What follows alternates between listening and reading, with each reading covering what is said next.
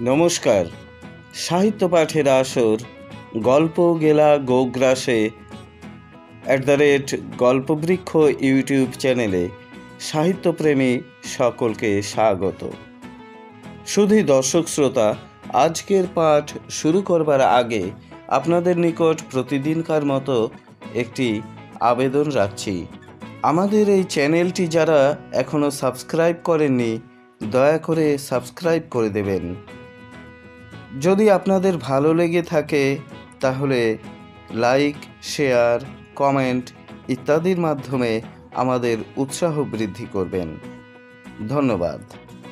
শুধু দর্শক শ্রোতা, বিগত 3টি পর্বে আমি আপনাদের পাঠ করে শুনিয়েছি জগদীশ গুপ্তের গতিহারা জাহ্নবী। গতিহারা জাহ্নবীর আজকে 4র্থ পর্ব তথা শেষ পর্ব। যারা গতিহারা জাহ্নবীর পূর্ববর্তী পর্বগুলি শুনতে পারেননি, এই উপন্যাসের সম্পূর্ণ পাঠের আনন্দ পেতে হলে আমাদের গল্পবৃক্ষ ইউটিউব চ্যানেলে গিয়ে পূর্ববর্তী পর্বগুলি ধারাবাহিকভাবে শুনে নিতে পারেন। এবং সম্পূর্ণ উপন্যাস পাঠের আনন্দ পেতে হলে প্রতিটি পর্ব দয়া করে শুরু থেকে শেষ পর্যন্ত শুনবেন। ধন্যবাদ। তাহলে শুরু করা যাক আজকের পাঠ, গতিহারা জাহ্নবী, জগদীশ গুপ্ত, 4র্থ তথা শেষ পর্ব। আমাদের আগামী নিবেদন মানিক বন্দ্যোপাধ্যায়ের প্রাগৈতিহাসিকের নোটিফিকেশন পেতে হলে আমাদের চ্যানেলটি সাবস্ক্রাইব করে বেল আইকনে চাপ দিয়ে রাখুন। শুরু করছি গতিহারা জাহ্নবী, 4র্থ তথা শেষ পর্ব। জগবন্ধুর অন্তর আশা করিয়াছিল কন্যাকে স্বামীগৃহে পাঠাইবার প্রস্তাব সামাজিকভাবেই অগ্রাহ্য করা যায় না। তার ওপর তাঁর নিজের বাৎসল্য প্রভৃতি সুকোমল অনুভূতি এবং বৃত্তি ওঁরাও হৃদয়ঙ্গম করিবেনই, কারণ ওঁরাও ছেলেপিলের মা বাপ। কিন্তু ওই জবাব আসিতেই তিনি যেন আচমকা ঠক্কর খাইয়া ছিটকাইয়া উঠিলেন। তাঁর মাথা গরম হইয়া গেল। মাথায় চুল থাকিলে চুলও বোধহয় গরম হইত, কারণ আশাভঙ্গের ক্রোধ সামান্য জিনিস নয়, সে বহু স্থান ছাপাইয়া বহু দূর ওঠে। জগবন্ধু ক্রোধ ভরে মনে মনেই বলিলেন, বটে। মনে মনে তিনি ওই একটি শব্দ উচ্চারণ করিলেন, এবং যে সুরে তিনি তাহা উচ্চারণ করিলেন, নিজের হস্তে মত্তহস্তির শক্তি আর তার সঙ্গে দণ্ড দিবার দুর্দান্ত হাতিয়ার না থাকিলে তেমন সুর উঠিতে পারে না। অর্থাৎ তৎক্ষণাৎ তিনি সংকল্প করিলেন পুত্রের আবার বিবাহ দিবেন। সংকল্পের কথাটা যতই ভাবিতে লাগিলেন, সংকল্পটা ততই দৃঢ় হইয়া উঠিতে লাগিল।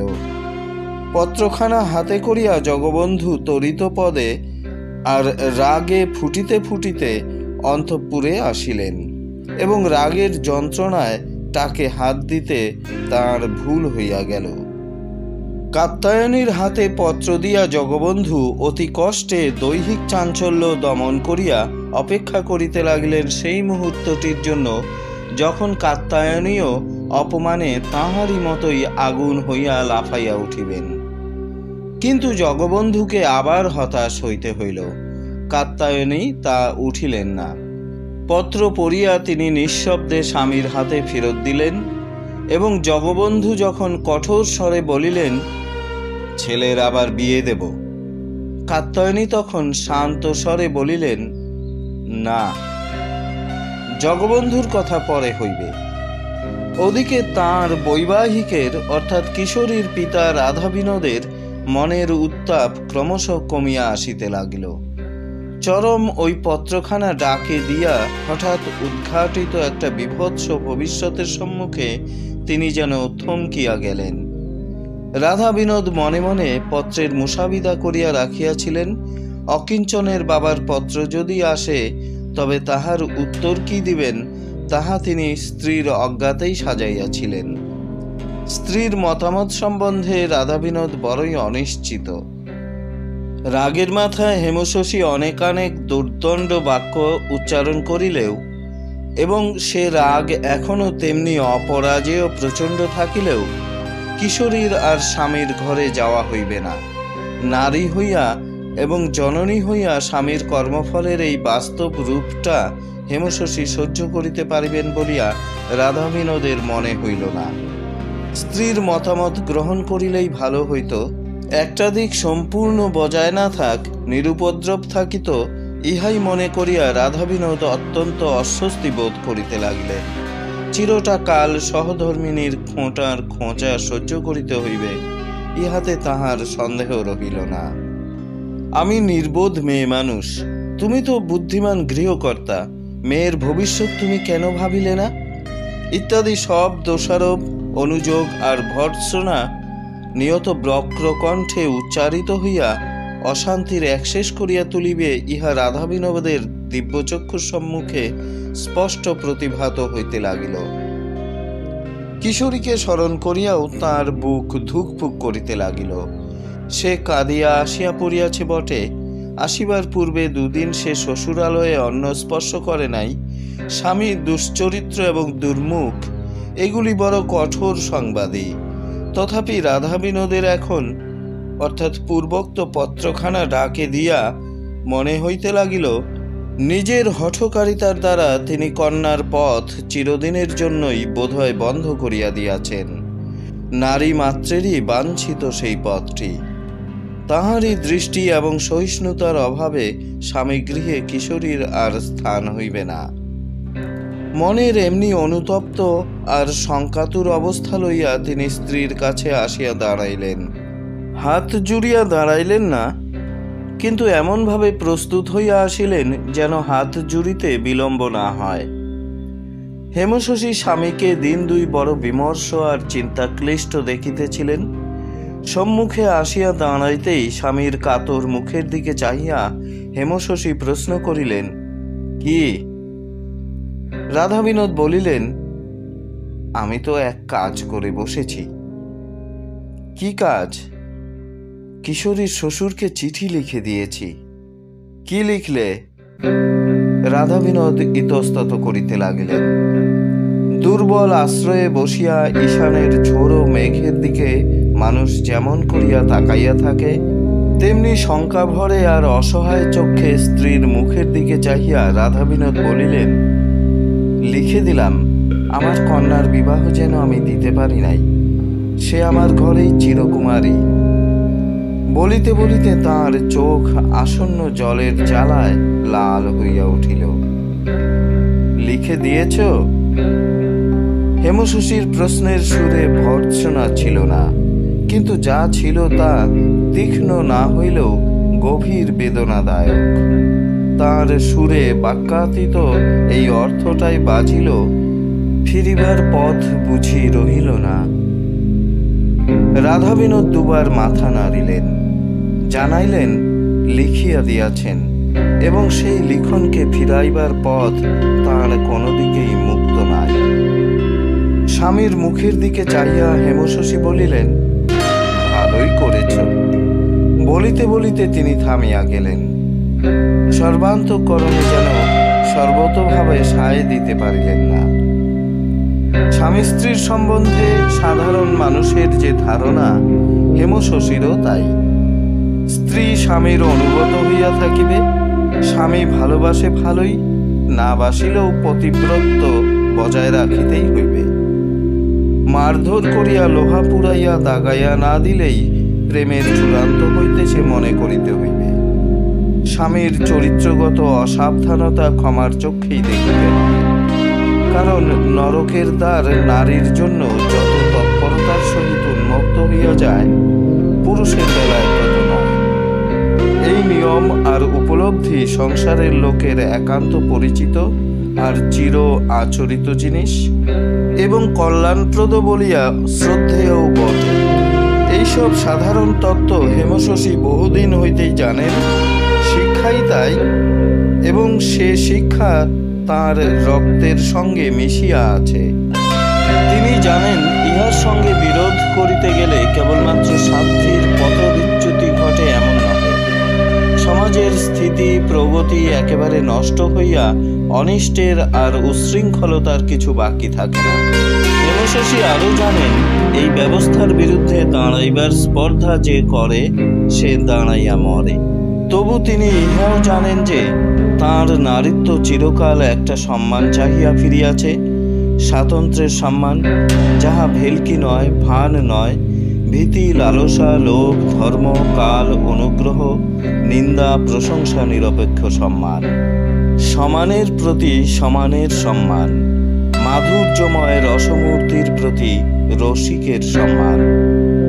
এগুলি হেমশশীর অন্তরের নিগূঢ়তম কথা। কাজেই তাহারই কন্যা স্বামীকে পরিত্যাগ করিয়া আসিয়া চিরদিনের মতো মানুষের লক্ষ্য, আলোচনার বস্তু, কথায় কথায় বরমিলের দৃষ্টান্ত হইয়া থাকিবে, স্বামী ছাড়া অপরে সেই হিসাবে সে পরের গলগ্রহ হইয়া থাকিবে, এইসব নিদারুণ সত্য মর্মে মর্মে উপলব্ধি করিয়াও স্বামীর চরণপত্র লেখার কাজটিকে তিনি অন্তরের অন্তঃস্থলে ধিকৃত করিতে পারিলেন না, নিঃশেষে অনুমোদনও করিতে পারিলেন না। রাধা বিনোদ স্ত্রীর মুখের দিকে চাহিয়াই পুনরায় বলিলেন, কাজ খুব খারাপ করে ফেলেছি। হেমশশী বলিলেন, এখনো ঠিক বুঝতে পারছি নে। অর্থাৎ ক্রিয়াটার ফলাফল কন্যার ওপর কিভাবে প্রকাশ পায় তাহাই দেখিয়া ভালো মন্দের বিচার করিতে হইবে। পূর্বেই উল্লেখ করা হইয়াছে যে জগবন্ধুর মাথায় টাক আছে, কিন্তু তাছাড়াও তাঁর দাঁত উঁচু আর হা বড়। তিনি হাসিলে মনে হয় হাসিতে হইতেছে বলিয়া যেন কুণ্ঠিত, এমনি অপ্রতিভের মতো দেখায়। কবে তাহার মাথায় একটু টাক দেখা গিয়াছে সেটা আর বাড়ে নাই, কিন্তু জগবন্ধু তাহাকে যেন একটা অক্রেয় সামগ্রী মনে করেন। এমনি স্নেহ ভরে তাঁর হাতের 3টি আঙ্গুল সর্বদাই সেখানে বিচরণ করে, যেন হাত বুলাইয়া তাহাকে ঠান্ডা রাখিতে চান। কাহারও গায়ে ইস্ত্রি করা শার্ট দেখিলে তাহার মনে হয় লোকটা ফাজিল, আর ফাজিলগুলি যে কেবলই লোক ঠকাইবার জন্য ঘুরিতেছে ইহাতে তাহার সন্দেহ নাই। তাই তার সর্বদাই চঞ্চল ভাব, এবং এক তৃতীয় ব্যক্তি অপর এক তৃতীয় ব্যক্তিকে ধমকাইয়া কথা বলিলে তার ঘন ঘন প্লীহা চমকাইয়া কোমরের কাপড় খুলিয়া খুলিয়া পড়ে। ভুবন কিশোরী সংবাদের পর কিশোরী শ্বশুরবাড়িতেই নিঃশব্দে শপথ করিয়া অন্নজল ত্যাগ করিলে জগবন্ধু দাঁত মেলিয়া দিশাহারা হইয়া গিয়াছিলেন খুবই, এবং বধূর জীবনের দায়িত্ব গ্রহণ করিতে স্বীকৃত না হইয়া তাহাকে তাহার বাপের কাছে পাঠাইয়া দিয়াছিলেন। তখন তাহাকে আপদ মনে করিতে তাঁর বাধে নাই। ইঙ্গিতে ভঙ্গিতে তাহা স্পষ্ট প্রকাশ না করিলেও তিনি যে কঠিন ও ক্রূর হইতে পারেন সে পরিচয়ও পাওয়া গেল এই সম্পর্কেই। নিজেই গরজ করিয়া কিশোরীকে পিত্রালয়ে পাঠাইয়া দিয়া তাহার মনে হইল কিশোরী স্বামীকে পায়ে ঠেলিয়া গেল। অন্নজল গ্রহণ বিষয়ে শ্বশুর শাশুড়ি এবং প্রতিবেশীগণের প্রবোধ ও নিষেধ বাক্য অবহেলা করার মধ্যে তিনি বধূর অপরিসীম যথেচ্ছাচারিতা এবং স্পর্ধা দেখিতে পাইলেন। তাহাদের প্রতি বধূর অশ্রদ্ধা এবং মানহানি করিবার ক্লেশকর প্রবণতাও লক্ষিত হইল। ইহাতে তিনি ক্রুদ্ধ হইলেন। স্ত্রীকে এবং 10 জনকে ডাকিয়া বলিলেন, বৃদ্ধ বয়সে এই শোক আমি সামলাতে বোধহয় পারব না, বোধহয় মারাই যাব। এবং শান্তিপ্রিয় এবং তাহারই মৃত্যু ভয়ে ভীত 10 জনের পরামর্শে সন্ধি করিতে রাজি হইয়া বধূকে ফেরত পাঠাইবার জন্য তিনি বৈবাহিককে যে পত্র লিখিলেন তাহাতে সুমিষ্ট বিনয় বচন বহুল পরিমাণে ব্যবহার করিলেও মৃত্যু যন্ত্রণার ঝালও দিলেন প্রচুর। লিখিলেন, শ্রীমতী বধূমাতার এই আচরণটি তাহাদের মনোপুত হয় নাই। হিন্দু স্ত্রীতে আর একটু সহ্যগুণ দেখিবার আশা তাহারা করিয়াছিলেন, এবং সে আশা নিষ্ফল হওয়ায় তাহারা এত মনকষ্ট পাইয়াছেন যে তাহা বলিয়া শেষ করা যায় না। তবে অনেক হিন্দু পরিবারে আজকাল ম্লেচ্ছাচার প্রবেশ করিয়াছে। মেয়েরা সেখানে ধর্মশিক্ষা তো পায়ই না, সেখানে তাহাদের কর্তব্য জ্ঞানই বিকশিত হয় না। বৈবাহিকের সদর ভালো, অন্দর পচা, আগে এই সমাচার জানিতে পারিলে ইত্যাদি। তারপর লিখিলেন, তথাপি বধূমাতাকে আমি আনিতে চাই, আপনাদের মতামত সত্তর লিখিবেন। অনেক মাথা খাটাইয়া 10 জনের উপস্থিতিতে এবং সাহায্যে ওই পত্র লেখা হইল। কিন্তু 10 মিলি করি কাজ, হারিজিতি নাহিলাজ বলিয়া অভয়দানের যে বাক্যগুলি প্রচলিত আছে, এ ক্ষেত্রে তাহা খাটিল না। রাধা বিনোদের প্রত্যুত্তর অমানসিক মনে হইয়া বাজিল তার একারই। 10 জনের নহে, পত্র লিখিয়া এই অপমান ডাকিয়া আনার জন্য নিজেকে অবিবেচক নির্বোধ মনে হইয়া তিনি লজ্জিত হইলেন এবং রাধা বিনোদের বন্ধু হিসাবে নয়, বৈবাহিক হিসাবে নির্যাতিত নির্দোষী নিরীহ মানুষটি লজ্জায় ঘৃণায় রাগে জর্জরিত হইয়া এমন করিয়া লাফাইতে লাগিলেন যে বাড়ির কুকুরটা পর্যন্ত দুর্দশাগ্রস্ত মনের ঘ্রাণ পাইয়া আকাশের দিকে মুখ তুলিয়া কান্না জুড়িয়া দিল। কাত্যায়নী কাঁদিতে লাগিলেন। জগবন্ধু স্ত্রীকে অকারণে কাঁদিতে দেখিয়া ধমক দিয়া বলিলেন, চুলোয় যাক, কেঁদো না। কিন্তু ধমকের পর ধমক খাইয়াও কাত্যায়নী কিশোরীকে খুব অপরাধী মনে করিতে পারিলেন না। নারীর বুকে বুকে নিভৃতে নিঃশব্দে যে সুন্দর আকাঙ্ক্ষাটি লালন আর পালন মাঙ্গিয়া ফিরিতেছে, সেটা তাঁরও বুকে জাগ্রত। এই ঘটনায় তাঁর প্রকৃতি আহত হয় নাই, যেমন হইয়াছে গৃহকর্তা জগবন্ধুর। জগবন্ধু ক্রোধে অন্ধ হইয়া উঠিল।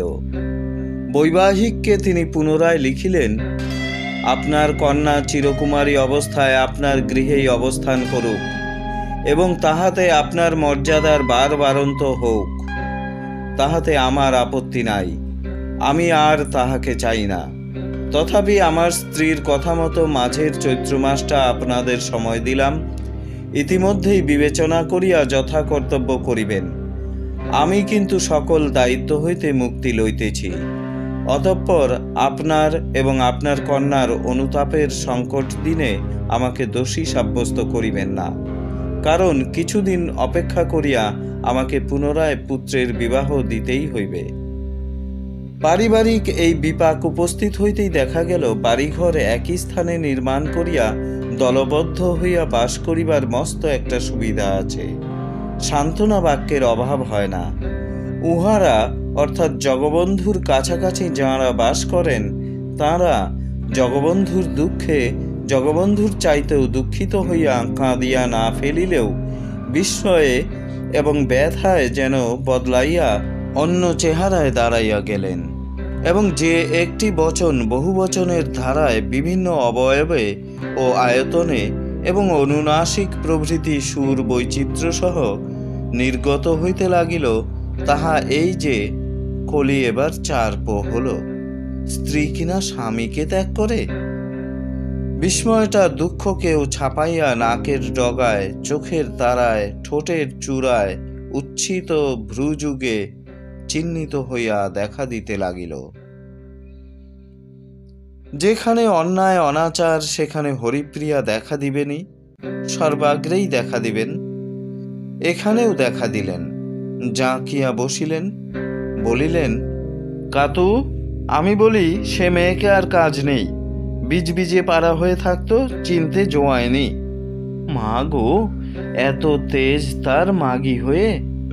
এ ব্যভিচার যদি ধম্মস হয় তো তখন বলিস যে হরিবামনি মিছে কথা বলেছে বলিয়া ব্রাহ্মণীর বাকসিদ্ধির গর্বে তিনি গা ফুলাইয়া বকরূপী ধর্মকে স্মরণ করিতে লাগিলেন।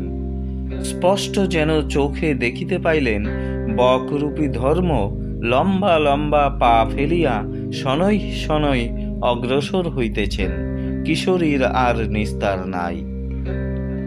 কাত্যায়নী হরিপ্রিয়ার মুখের দিকে চাহিয়া নির্বাক হইয়াছিলেন। তিনি ঠিক বুঝিয়া উঠিতে পারেন নাই সত্যই ধর্মে ইহা সহিবে কিনা। অধর্ম এক্ষেত্রে কাহার বেশি সে বিষয়ে তার মনে মনে একটা অন্তবিহীন তর্ক আছেই। বলিলেন, কাজ সে ভালো করেছে কি মন্দ করেছে তা আমি জানি না দিদি। বলিতে বলিতে অতি অল্প দিনের পরিচিত সেই বীজে মেয়েটির স্মৃতি তাঁর মনের আকাশ আচ্ছন্ন করিয়া বড় ঘোরালো হইয়া উঠিল। তার আচরণে তিলমাত্র ত্রুটি বিকৃতি তিনি কোনোদিন পান নাই। পদে পদে পাইয়াছেন অতিশয় কোমল একটি অন্তরের। ভুল চুক দেখিয়াছেন বটে, কিন্তু তাহা অপরাধ নয়, অস্পষ্টতা। মনে মুখে দুই কখনো দেখেন নাই। বাধা তিনি পান নাই। বধূর বধূত্বে নিরাশ তিনি হন নাই। মনে মনে সহস্রবার চমকিয়া তিনি দাঁতে জিভ কাটিয়াছেন। ছেলের স্বরূপটি বধূর চোখের আড়ালে রাখিবার চেষ্টায় তাঁর অহরাত্র বিশ্রাম ছিল না। মন অনুক্ষণ টনটন করিত। সে ক্লেশ অল্প নয়, ভুলিবার নয়। বলিলেন, তাকে আনবো কি আনবো না তা কিছু ঠিক করিনি। এই বিষয়টিতে তাহার উক্তির প্রত্যুক্তিতে কাত্যায়নীর মুখে দ্বিধার সুর শুনিয়া হরিপ্রিয়া ভ্রুভঙ্গি করিলেন। উষ্ণ হইয়া বলিলেন, ভেবে ঠিক করতে হয় নাকি ওসব?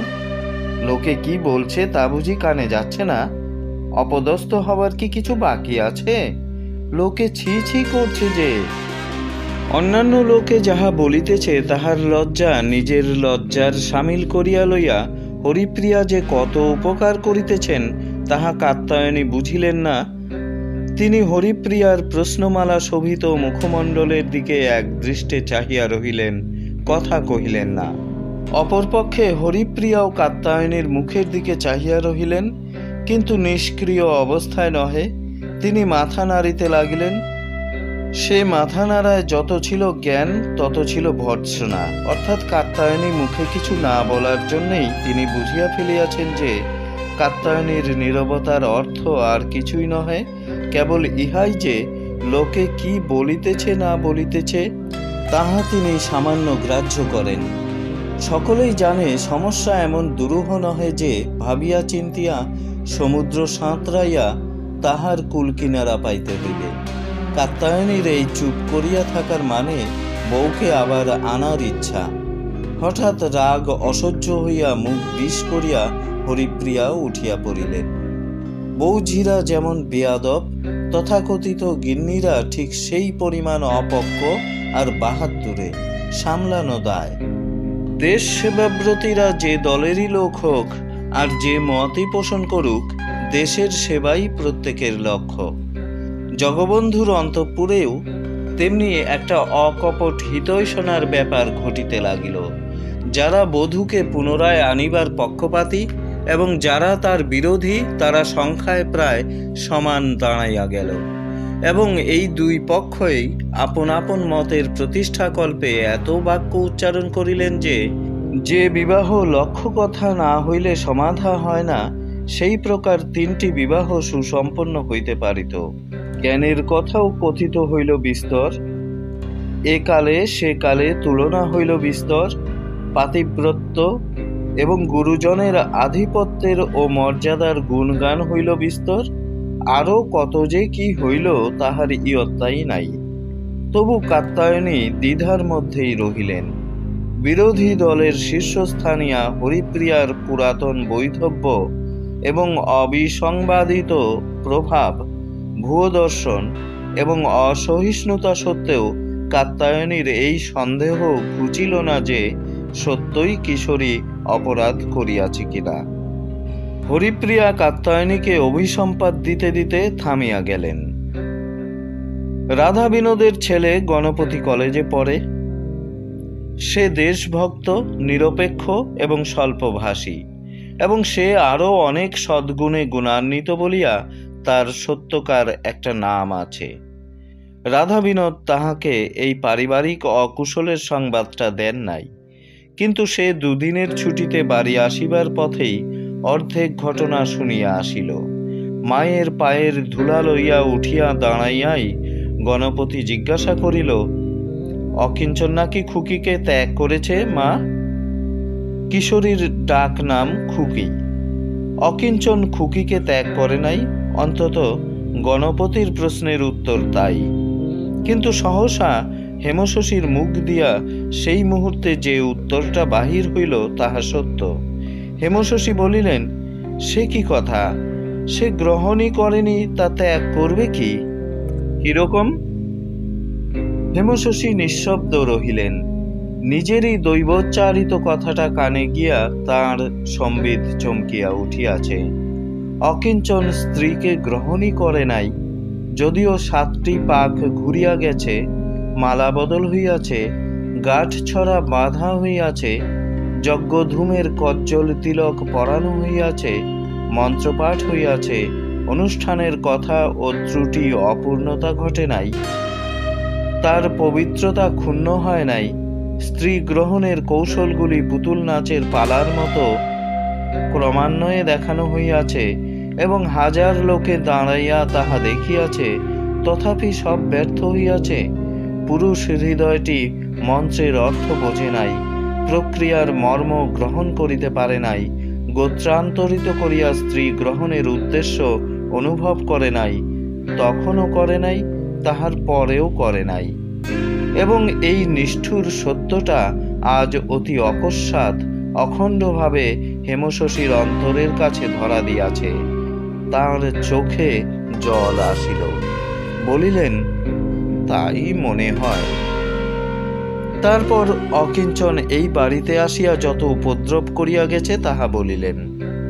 কিশোরী যে কাঁদিতে কাঁদিতে ছুটিয়া আসিয়া জামাইকে তাড়াইবার কথা বলিয়াছিল, ছেলের অসন্তোষের ভয়ে তাহাও তিনি গোপন করিলেন না।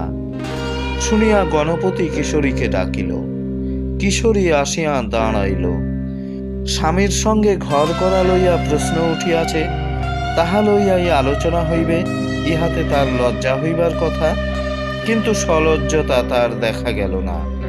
স্বামী সঙ্গ লাভের যে মধুর শ্যামল স্মৃতি লজ্জায় রূপান্তরিত হইয়া নবরা তরুণীর মুখে চোখে রক্তিম হইয়া ফোটে, কিশোরীর সে স্মৃতির জগৎ প্রান্তরের মতো নিঃস্ব, ফাঁকা। তার গভীরতম স্থলটি পর্যন্ত একেবারে শুষ্ক, বন্ধা।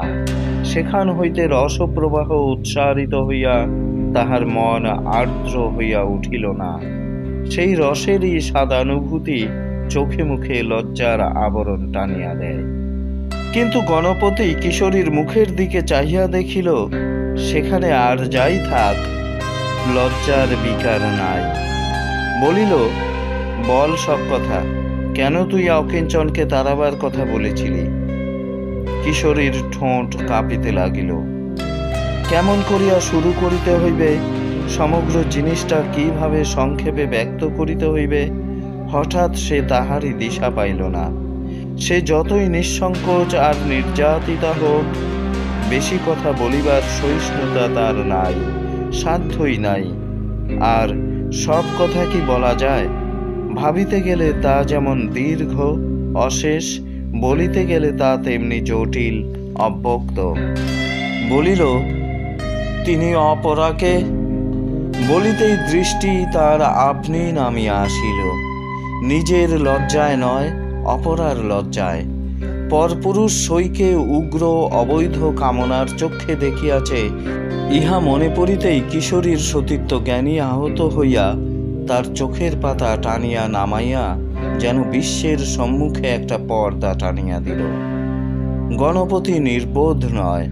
বলিল, তারপর? তারপর তিনি বাগদিপাড়ার একটা মেয়েকে। হঠাৎ যেন পাষাণ চাপা পড়িয়া কিশোরীর কথা বন্ধ হইয়া গেল। গণপতি বলিল, যা।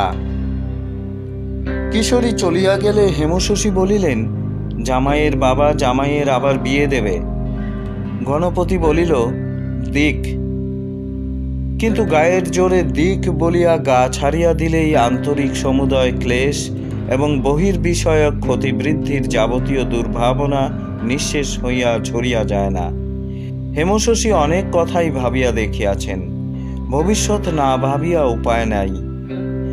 তাহারা যতদিন বজায় আছেন ততদিন কোনো ভাবনাই নাই। কিশোরী এবং আরও গুটিকত কন্যা প্রতিপাল্য হইয়া থাকিলেও কিছু যায় আসে না, কিন্তু তাহারা চিরকালের জন্য আসেন নাই। একদিন মরিতে হইবেই। তখন কি ঘটিতে পারে, ঘটিবেই নয়, ঘটিতে পারে কেবল, তাহাও হেমশশী স্থির চিত্তে ভাবিয়াছেন। গণপতি তখন হইবে গৃহকর্তা, তার স্ত্রী হইবে গৃহিণী, অর্থাৎ কিশোরীকে তখন উহাদের অধীনে থাকিতে হইবে। দাদা ও বৌদির অধীনে থাকাটাই যদি কিশোরী তখন নির্যাতন মনে করে, সত্যই যদি নির্যাতন শুরু হইয়া যায়, আর কিছুতে না বাধুক, চক্ষু লজ্জার বাধা বড় কম বাধা নয়। তারপর দাদা বৌদির মন রাখিয়া চলিতে এমন একদিন যে আসিবে না, তাহাই বা কে বলিতে পারে। যেদিন দুঃসহ হইয়া এই দিনের এই কাজটিকে ভুল মনে করিয়া তাহার আত্মগ্লানি জন্মিবে না, তখন যদি সে তাহাদিগকে সব অভাব অকুশল অশান্তির জন্য দায়ী করে। এই কথাগুলি হেমশশী গণপতিকে বলিলেন। মায়ের মুখের ভবিষ্যৎ সম্পর্কীয় এক অকপট এবং সুসঙ্গত কথাগুলি শুনিয়া গণপতি থমকিয়া গেল। এই বর্ণনাটির ভিতর তার নিজের সঙ্গে সংস্রবযুক্ত যতগুলি কথা ছিল, তাহাকে সে মনে মনে হাসিয়া উড়াইয়া দিলেও অনাগতা স্ত্রীর প্রতি তার মোহ বা পক্ষপাতিত্ব না থাকায় তার মনে হইল এ দিকটা ভাবা দরকার। কারণ বিবাহ করিবার ইচ্ছা তাহার আছে। তার স্ত্রী হইয়া যে আসিবে তার মতিগতি কিরূপ তাহা এখন নিশ্চয়ই অনুমানের বাহিরে, একেবারেই অজ্ঞাত। তাহার নিজের শাসনের অবশ্য অভাব হইবে না, তথাপি মেয়েলি নির্যাতনের যেসব সূক্ষ্ম পন্থা আছে তাহাতে সেই নারীটি দক্ষ হইয়া আসিবে না, তাহাই বা কে জানে। আর কিশোরী যে পরের কাছে আমরণ হাত পাতিয়া থাকিবে, ইহাও অসাধারণ ক্লেশের কথা উভয়তই। বলিল, বড় গোলমাল মা, কিন্তু অমন চরিত্রহীন লোকের স্ত্রী যে, একথা মনে করতেই আমার মাথা বেঠিক হয়ে উঠছে। বাবা কি বলেন? তিনি চিঠি লিখে দিয়ে এখন কি করে কথা ফেরাবেন তাই বোধহয় ভাবছেন। হিতৈষীগণের পরামর্শে এবং স্বনির্বন্ধ অনুরোধে কিশোরীকে এই চৈত্র মাসটা এবং বৈশাখের প্রথম তারিখটা বাদ দিয়া শ্বশুর বাড়িতে পাঠানোই স্থির হইল। রাধা বিনোদ ইহাই হৃদয়ঙ্গম করিলেন যে জামাই আর একটা বিবাহ করিলে এই সংকটটাই চিরদিনই উদ্যত হইয়া থাকিবে। যদি কোনো কারণে কিশোরীকে কখনো স্বামীগৃহে পাঠাইতে হয়, তবে প্রচুর কণ্ঠকে পরিপূর্ণ সতীনের ঘরেই তাহাকে পাঠাইতে হইবে। তাহারাই দুর্বল পক্ষ। বন্ধু বিচ্ছেদের অজুহাতটাও যতই নির্জীব হোক, যেন তার সপক্ষেই আসিয়া দাঁড়াইল। হেমশশী অগত্যা তাহাই বুঝিলেন। গণপতিকেও তাহারা সমতে আনয়ন করিলেন, কিন্তু পারিলেন না কিশোরীকে। সে বাধা দিয়া দাঁড়াইল। সহজ এই কথাটা তাহাকে কিছুতেই বোঝানো গেল না যে কাল কেবল বর্তমানেই সীমাবদ্ধ নহে, ভবিষ্যৎ বলিয়া যে কালটা নিয়ত এবং অবিরাম অবশ্যম্ভাবীভাবে অগ্রসর হইতেছে, সে কি বস্তু দিতে আসিতেছে আর কি বস্তু কাড়িতে আসিতেছে তাহা ঘুণাক্ষরেও ঠাহর করিবার উপায় নাই। শুনিয়া কিশোরী ভয় পাইল না।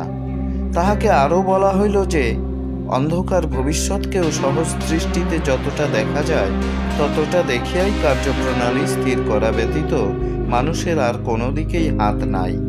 অতএব ইহার উত্তরে কিশোরী বলিল, দরকার হলে তখন সতীনের ঘরেই যাব, এখন এ কথা থাক। শুনিয়া ওরা নিশ্চিন্ত হইলেন কি চিন্তিত হইলেন তাহা ঠিক বুঝা গেল না, কিন্তু একদিন ধীরে ধীরে পরিবর্তন শুরু হইল।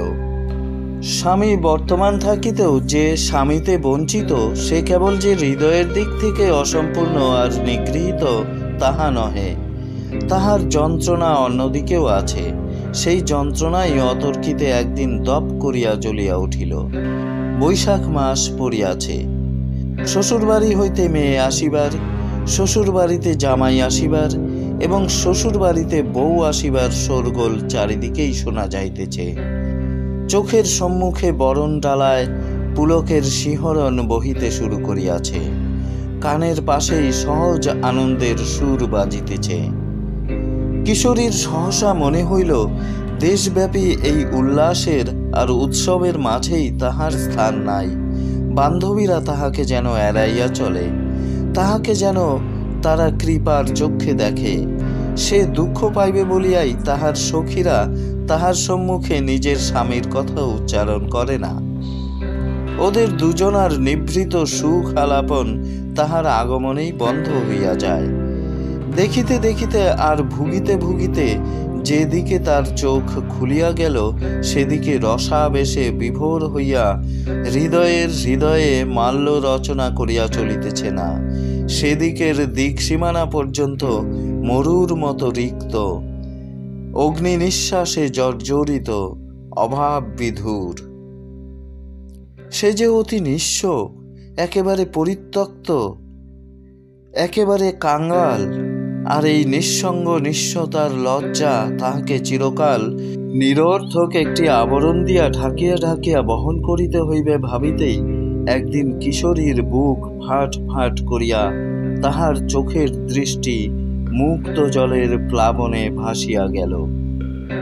স্বামী সম্পর্কিত যে লজ্জাটা এতদিন পদে পদে কেবলই ধিক্কার দিয়া দিয়া না না বলিয়া নিষেধের সুরে প্রতিবাদ করিয়াছে, সেই যেন সুর পাল্টাইয়া দিয়া কি বলিয়া ধমকাইতে লাগিল। কিশোরী না পাইল তার অর্থ, না পাইল স্বস্তি। অকিঞ্চন একদিন আচমকা বলিয়া বসিল, বাবা, মানুষ চড়িয়ে বেড়াই আমি। মেয়ে মানুষের ধাত আমি চিনি, ছিঁচকে চুরিও করতে জানি, ডাকাতিও জানি। রাগ বাবা আমার ওপর খাটে না বলিয়া অহংকার প্রকাশ করিয়া অকিঞ্চন তৃপ্তির হাসি হাসিতে লাগিল। সুধীর বলিল, মানে মানে মানে ছাই, এই দেখ বলিয়া অত্যন্ত জাঁকের সহিত একখানা খামের চিঠি অকিঞ্চন বাহির করিল। বলা বাহুল্য এই চিঠি কিশোরী লিখিয়াছে। বলা বাহুল্য এই চিঠি কিশোরী লিখিয়াছে, তুমি নাকি আবার বিবাহ করিবে। কি অপরাধে তুমি আমাকে ত্যাগ করিলে? ত্যাগ করিবার পূর্বে তাহা আমাকে যদি জানাও তবে সুখী হইব। তবে ইহাও নিশ্চয় যে তুমি ভালো না হইলে তোমার কাছে আমি যাইব না। সকল লাঞ্ছনা সহ্য করিবার ক্ষমতা আমার হইবে। সহসা একদিন মাথার ভয়ানক গণ্ডগোল হইয়া কিশোরীর আসন টলিয়া গিয়াছিল।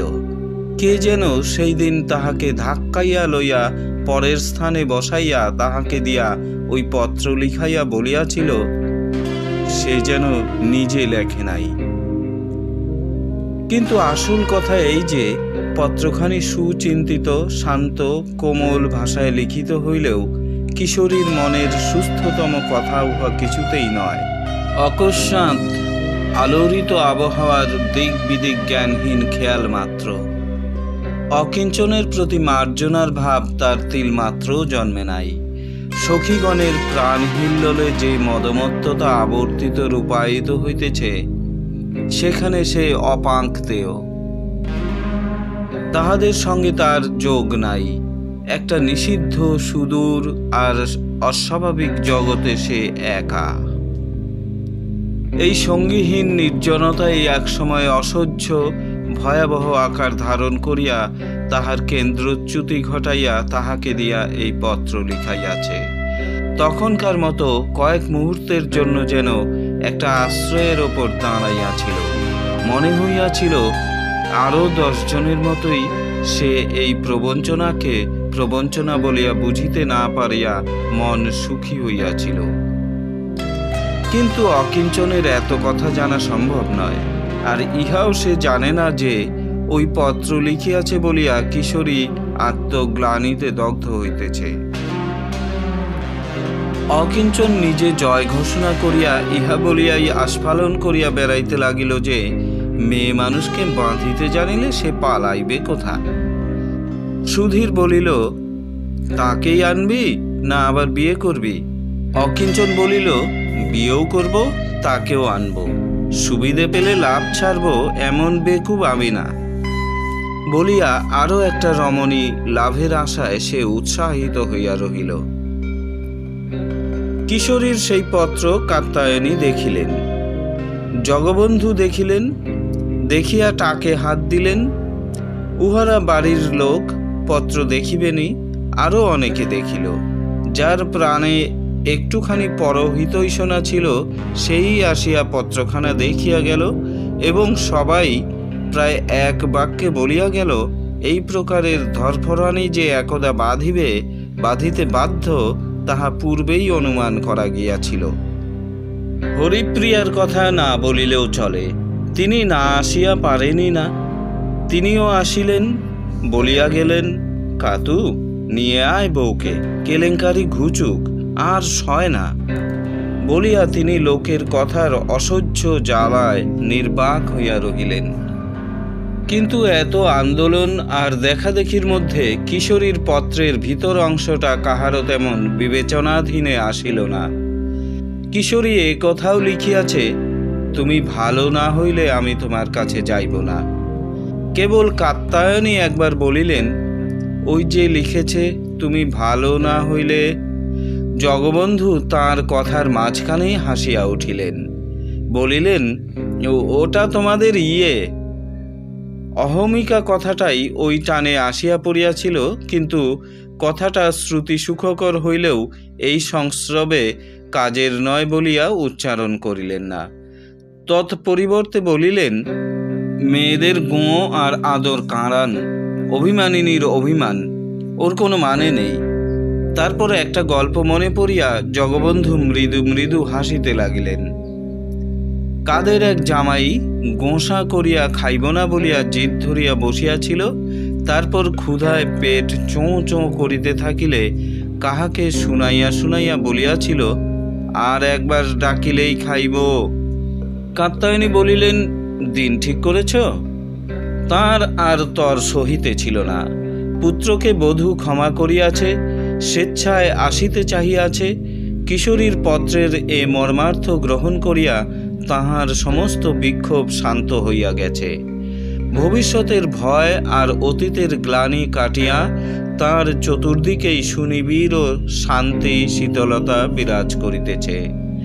উগ্র উৎকণ্ঠার যন্ত্রণার পর পুলকিত এই আবহে তার বুক জুড়াইয়া মন যেন ডানা মেলিয়া আনন্দে অস্থির হইয়া উঠিয়াছে। জগবন্ধু তাঁর প্রফুল্ল মুখের দিকে চাহিয়া বলিলেন, 18ই ভালো দিন আছে, অকিঞ্চন গিয়ে নিয়ে আসুক। না, আমিই যাব। বলিয়া জগবন্ধু যে অর্থে একটু হাসিলেন, তাহাতে কাত্যায়নীর মুখের স্মিত উজ্জ্বলতার উপর ছায়া পড়িল। অকিঞ্চন নিজেকে জাহির না করিয়া ছাড়িবে না। কিশোরীর সেই দুর্ভাগা পত্রখানা লইয়া সে বাগদিপাড়াতেও হানা দিল। নারীর ক্রোধ অভিমান যে কত ভঙ্গুর, আর পুরুষের সঙ্গে সর্বাঙ্গে যে কিরূপ আবদ্ধ, তাহার দৃষ্টান্ত সকলেরই দেখা কর্তব্য। ইহাই মনে করিয়া সে একদিকে বিরিঞ্চি বহু প্রভৃতি রমণীগণকে সে পত্র দেখাইতে আসিল। বিশেষ করিয়া ওরা অর্থাৎ অন্তরের প্রিয় সঙ্গীগণ না শুনিলে বড়ই ফাঁকা ফাঁকা লাগে। দ্বিতীয় কথা, এবং সেটাও একটা প্রধান কথা, ভুবনের প্রতি তার আক্রোশ আছে, তাহাকে কথাটা শুনাইতে হইবে। অন্নদা, চম্পা, ভামিনী প্রভৃতি যে যেখানে ছিল রা পাইয়া অকিঞ্চনকেই সবাই ঘিরিয়া ধরিল। বলিল, বউকে নাকি আর নেবে না? নেব নেব, রাগ করে বলেছিলাম রে, এখন আর রাগ নেই।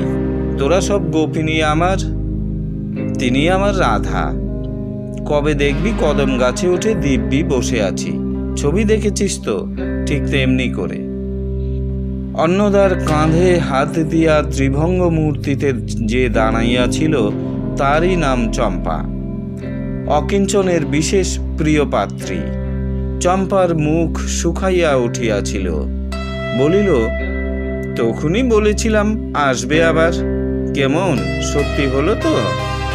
বলিয়া চম্পা আরো খানিক শুকাইয়া উঠিয়া নিজের কথায় হাসিতে লাগিল। বহু জানিতে চাহিল, কবে যাবেন আনতে? আমি যাচ্ছি না সেদিকে, যেদিন খুশি যে হয় আনবে। তখন আসবেন তো এদিকে? অনর্থক প্রশ্নটি করিয়া বহু যেন অনুকূল প্রত্যুত্তরটির জন্য উদ্গ্রীব হইয়া রহিল, আর মনে মনে হাসিতে লাগিল। অকিঞ্চন ভামিনী প্রভৃতির দিকে চাহিয়া বলিল, শোন কথা ন্যাকা মিনসের, তোরা আমার 8 পৌরে ঘর, সে থাকবে পোশাকি। চম্পা চোঁপা নাড়িয়া বলিল, হ্যাঁ তাই বই কি, তখন আমরাই হব পোশাকি, পালে পার্বণে গায়ে উঠব। অকিঞ্চন বলিল, তোর কথাগুলি ভালো লাগে। গণপতি পড়িতে গেছে। অসাধারণত্ব ক্ষয়প্রাপ্ত হইয়া কিশোরীর অদৃষ্টের কথাটা প্রতিদিনের কর্তব্য আর ব্যস্ততার নিচে থিতাইয়া পড়িয়াছে। রাধা বিনোদ এবং হেমশশী ভবিষ্যতের হাতেই ঘটনাকে সমর্পণ করিয়া বসিয়া আছেন। এমন সময় 17 বৈশাখ তারিখে সকাল 8টায় জগবন্ধু দেবদূতের মতো অত্যন্ত অকস্মাৎ রাধা বলিয়া ডাক দিয়া এবং টাকে হাত দিয়া আসিয়া দাঁড়াইলেন। তাঁর আসিবার কোনো কথাই ছিল না, এমনকি সম্ভাবনাই ছিল না। অকস্মাৎ তাহাকে অযাচিতভাবে উদিত হইতে দেখিয়া রাধা বিনোদের বাড়ির হাওয়াই যেন ঘূর্ণিত হইয়া উঠিল। অর্থাৎ কুটুম্ব সমাগমে এমন ব্যস্ততা সেখানে দেখা দিল যাহার সীমা নাই। রাধা বিনোদ ব্যাকুল হইয়া উঠিলেন, অন্তঃপুরেও সারা পড়িয়া গেল। রাধা বিনোদ পরম সমাদরে বৈবাহিককে সম্ভাষণ করিয়া ঘরে তুলিলেন এবং তারপর উভয়েরই কথাবার্তা শুনিয়া ইহা অনুভবই করা গেল না মাঝখান দিয়া একটা দুর্যোগ বহিয়া গেছে। রাধা বিনোদের প্রতিবেশী শ্রীনাথ সামন্ত তখন সেখানে উপস্থিত ছিলেন। এরূপ অবস্থায় তিনি কিরূপ আচরণ করিতেন তাহাই তিনি ভাবিতে লাগিলেন। জগবন্ধুকে আপ্যায়িত এবং জলে তামাকে ঠান্ডা করিয়া রাধা বিনোদ সকৌতুকে প্রশ্ন করিলেন, এমন হঠাৎ যে, আসতে নেই নাকি? একেবারে বরখাস্ত তো করনি, বলিয়া জগবন্ধুও হাসিতে লাগিলেন। বৈবাহিকের আগমনে রাধা বিনোদ কৌতূহলী আর বিস্মিত হইয়াছিলেন যথেষ্ট। তার ওপর তার হালকা ধরন আর স্ফূর্তি দেখিয়া রাধা বিনোদের কৌতূহল আর বিস্ময় আরও বাড়িয়া গেল। এত আনন্দের কারণ তার বাড়িতে কি ঘটিয়াছে? জগবন্ধু বলিলেন, বৌমাকে অনেকদিন দেখিনি, মনটা বড় ব্যাকুল হয়েছে, চলো দেখে আসি। উভয়ে অন্তঃপুরে আসিলেন। উঠানে দাঁড়াইয়াই জগবন্ধু ডাকিলেন, বৌমা কই? কিশোরী আসিয়া দাঁড়াইল, শ্বশুরের পদধূলি লইল। জগবন্ধু তাহাকে সংস্কৃত ভাষায় যুক্তাক্ষর বহুল সুদীর্ঘ আশীর্বাদ করিলেন। তারপর তার মুখের দিকে খানিক নিষ্পলক চক্ষে চাহিয়া থাকিয়া তীব্র একটা নিঃশ্বাস দমন করিলেন। তাঁর সেই পুত্রের বধূ এ? পরক্ষণেই জগবন্ধু মুখ ফিরাইয়া হাসিয়া বলিলেন, চলো বসিগে। বলিয়া পরম তৎপরতার সহিত রাধা বিনোদের হাত ধরিয়া তিনি টানিয়া লইয়া চলিলেন, যেন তাঁরই গৃহ, রাধা বিনোদ অতিথি। অন্তঃপুরে রন্ধনের আয়োজন তুমুল বেগে চলিতে লাগিল। বহির্বাটিতে গড়গড়ার নলটা হাতে করিয়া জগবন্ধু খানিক নিস্পন্দ হইয়া থাকিলেন। কি ভাবিতে লাগিলেন তাহা তিনি জানেন না। পুত্রবধূর পূর্ণিমার মতো আনন্দপ্রদ মুখখানা দেখিয়া আসিয়া পুত্রের জনক হিসাবে নিজেকে তাঁর বড় অকিঞ্চিতকর আর কৃপা প্রার্থী মনে হইতেছিল। অথচ তাঁর দাবি প্রচুর এবং সে দাবি অন্যায় নহে, ইহাই লোকে বলে। জগবন্ধুর মনে গোল বাঁধিয়া ভাবনা বড় এলোমেলো হইয়া গেল। তবু নিরাশ হইয়া ফিরিবার কথা তিনি ভাবিতে পারিলেন না। কিছুক্ষণ তাঁর চোখ বুজিয়া কাটিল। তারপর চোখ খুলিয়া বলিলেন, তুমি নিশ্চয়ই ধোঁকায় পড়েছ, এই দেখো।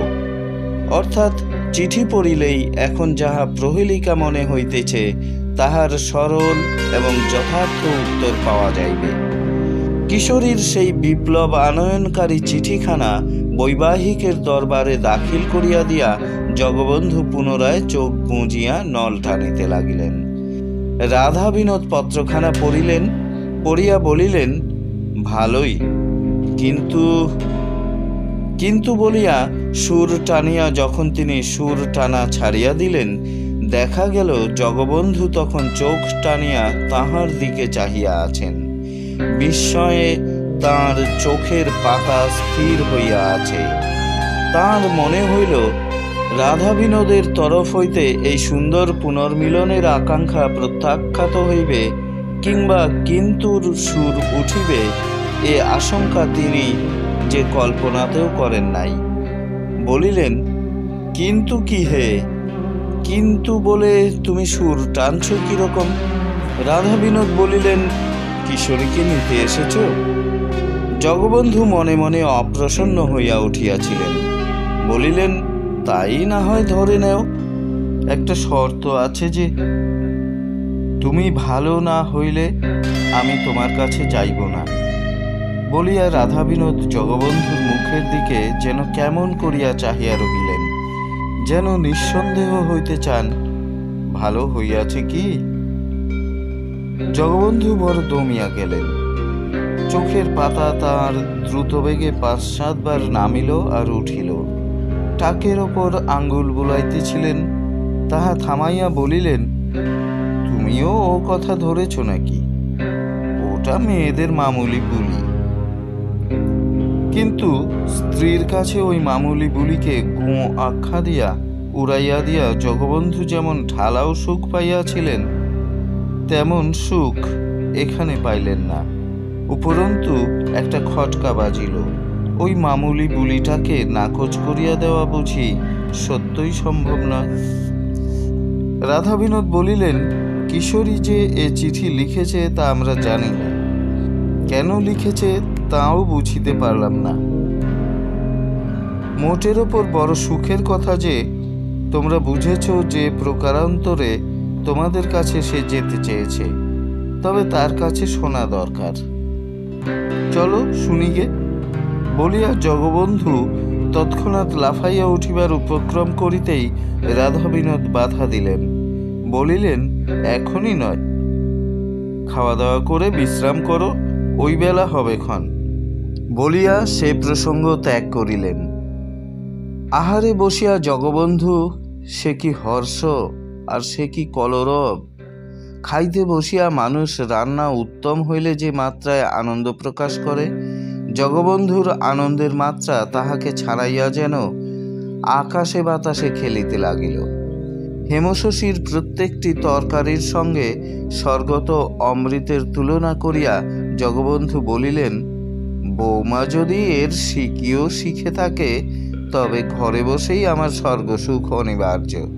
খেয়ে যদি সুখ না পেলাম, তবে বেঁচে বলতে সুখ কি বলো?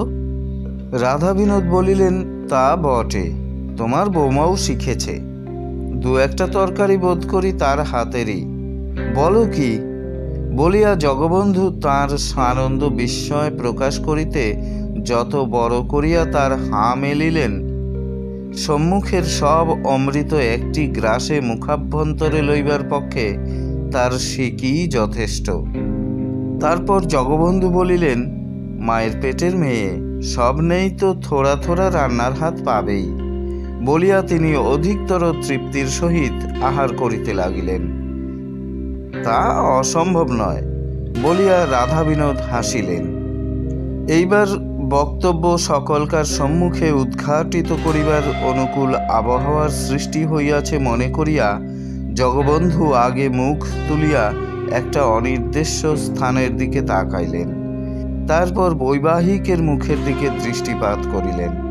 তারপর বলিলেন, বেয়ান, বেয়ান বলেই বলি, তুমি আমার বন্ধুপত্নীও বটে, আর রাধা বয়সে আমার বছর ২-৩ ছোট, তাই তুমিই বললাম। তা যাই হোক, বৌমাকে আমি নিতেই এসেছি। তারপর একটা ঢোক গিলিয়া বলিলেন, বৌমা নিজে যেতে চেয়েছেন। দরজার পাশেই আড়ালে হেমশশী দাঁড়াইয়াছিলেন। স্বামীর মুখে কিশোরীর চিঠির কথা শুনিয়াও তিনি দ্বিতীয়বার অবাক হইলেন, আর কিছুতে নয়, কিশোরীর গোপন চারিতায়। রাধাবিনোদ বলিলেন, শুনেছি সব। জগবন্ধু চাটনির বাটির ভিতর তর্জনী ডুবাইয়া তর্জনীটাকে বার কতক চুষিয়া বলিলেন, বাহ, চাটনি রাঁধতে হয়তো এমনি, ঝালা জ্বালা সব জুড়িয়ে গেল। রাধার ভাগ্যি ভালো বলিয়া তিনি হা হা করিয়া হাসিতে লাগিলেন। নিজের ভাগ্যে না হোক, অতিথির এবং কুটুম্বের সন্তোষে রাধাবিনোদ তৃপ্তি লাভ করিলেন। জগবন্ধু জিজ্ঞাসা করিলেন, তা মত কি? তুমি বড় ব্যস্ত বাগিস ছেলেবেলা থেকেই। তোমরা তো ওই নিয়ে আমাকে যাচ্ছে তাই নিগ্রহ করতে, বলতে তরবরে জগ বলিয়া খুব হাসিতে লাগিলেন। জগবন্ধুর অত কথা বলা স্বভাবই নয়, কিন্তু স্বভাব বিরুদ্ধ বিপর্যয়ের আর দুদিক বজায় রাখার টানাটানির মধ্যে পড়িয়া তিনি সযত্নে স্বীয় স্বভাবটিকে বর্জন করিয়া আজ এমন কলকণ্ঠ হইয়া উঠিয়াছেন। সিদ্ধির যে উৎসাহ তার নিশ্চিন্ত নিশ্চয়তা হইয়া তিনি বাড়ি হইতে বাহির হইয়াছিলেন, এখানে পদার্পণ করিয়াই তাঁর মনে হইয়াছে তাঁর প্রত্যাশিত প্রত্যুত্তরটি, অর্থাৎ নিজের প্রাণের ধ্বনি স্পন্দনের প্রতিধ্বনি যেন তিনি পান নাই। পত্র লিখিয়া খবর দিয়া তিনি আসেন নাই, মনে করিয়াছিলেন একেবারে আচমকা গিয়া উঠিবেন। ভাবিবার চিন্তিবার সময় দিলে যে বাধার সৃষ্টি হইতে পারে তাহা ঘটিবার অবসরই দিবেন না। আর সময় পাইলে 10 জনের কুপরামর্শে মন বিগ্রাইতে কতক্ষণ। দৈবের হাতে আত্মসমর্পণ না করিয়া তিনি কাজের ভার তাই নিজের পুরস্কারের হাতেই দিবেন। তবে একত্রে পুরস্কার মানে সুকৌশলে এমন একটি মানসিক অবস্থার প্রবর্তন করা যাহার মধ্যে পড়িয়া সকলেরই মনে হইবে আমরা ভালোই আছি, কোনোখানে কোনো গোলমাল নাই। কিন্তু এদিকে রাধাবিনোদ বৈবাহিক সমাগমে যথোচিত কৃতার্থ জ্ঞান করিলেও যেন গা এড়াইয়া চলিতে লাগিলেন। তিনি বলিতে পারিলেন না, তুমি নিজে নিতে এসেছ, নিশ্চয়ই সে যাবে, আমরা তাকে পাঠাবই। কই তেমন গরজ তো কিছু দেখা যাইতেছে না, বরং কিন্তু বলিয়া সুর টানিতেছে। আর পিতা হইয়া মীমাংসার ভার দিতে চায় অজ্ঞান আর অভিমানিনী কন্যার ওপর। নিজের হাতে গড়া এই অবস্থা সংকটে পড়িয়া জগবন্ধুর কোলাহল করা ছাড়া আর উপায়ই রহিল না। নিজের স্ফূর্তি দিয়া তিনি অবিরাম নিজেকেই ঢাকিতে লাগিলেন এবং বড় মুখ করিয়া বউকে লইতে আসিয়া মুখ চুন করিয়া ফিরিয়া যাইতে না হয় এই ভয়ে চাট চাটিতে চাটিতেও তার গলা শুকাইয়া উঠিতে লাগিল। একা ফিরিয়া গেলে দেশেই মুখ দেখানো ভার হইবে। জগবন্ধুর গলায় হঠাৎ ভাত আটকাইয়া গেল। প্রচুর আহারের পর খানিক নিদ্রা উপভোগ করিয়া বৈকালের দিকে জগবন্ধু বলিলেন, চলো বাড়ির ভেতর, শুনে আসি। তোমার তো মতামত কিছুই নেই দেখছি। কাল 18ই দিন ভালো আছে, কালই যেতে চাই। রাধাবিনোদ বলিলেন, এলে 2 দিন থাকো। জগবন্ধু বলিতে পারিতেন, যে রকম অমৃতপম আহারের জুত তোমাদের বাড়িতে, তাতে 2 দিন কেন, 2 মাস থাকতেও আপত্তি নেই। কিন্তু তিনি তা বলিলেন না। তিনি সংক্ষিপ্ত হইয়া আসিয়াছেন, মন ভালো লাগিতেছে না। বলিলেন, সে আর এক যাত্রায়, চলো। রাধাবিনোদ এবং তাহার পরামর্শে হেমশশী কিশোরীর যাওয়া সম্বন্ধে কিশোরীকে তাঁর মতামত জিজ্ঞাসা করেন নাই, পরামর্শ তো দেনই নাই, অর্থাৎ তারা নিরপেক্ষ আছেন। রাধাবিনোদ স্ত্রীকে কেবল বলিয়াছিলেন, আমাদের সংস্রব শুধু এইটুকু যে তার ইচ্ছার বিরুদ্ধে আমরা দাঁড়াব না। সে যদি যেতে চায় ভালো, যদি না যেতে চায় তাতেও আমাদের আপত্তি নেই।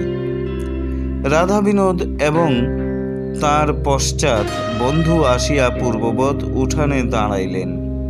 জগবন্ধু আগাইয়া গেলেন, ডাকিলেন, বৌমা শোনো। কিশোরী আসিয়া দাঁড়াইল। বড় আনন্দ পেলাম মা, বলিয়া শুরু করিয়া জগবন্ধু টাকে আঙ্গুল দিয়া বলিতে লাগিলেন, তুমি চলে আসার পর থেকে আমি আর তোমার শাশুড়ি কত কষ্ট পেয়েছি তা ভগবান জানেন। নানা দিক থেকে নানান কষ্ট পেয়েছি।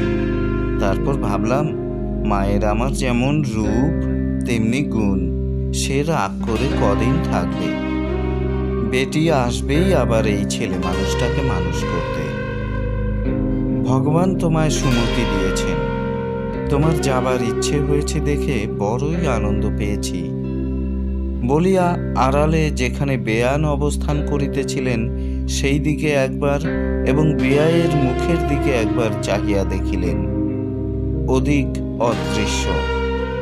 এদিকে বেয়াইয়ের মুখে কোনো ভাবই লক্ষণযুক্ত নয়। তিনি যে নিঃস্বার্থ তৃতীয় ব্যক্তির মতো বাক্যহীন হইয়া অভিনয় দেখিতেছেন।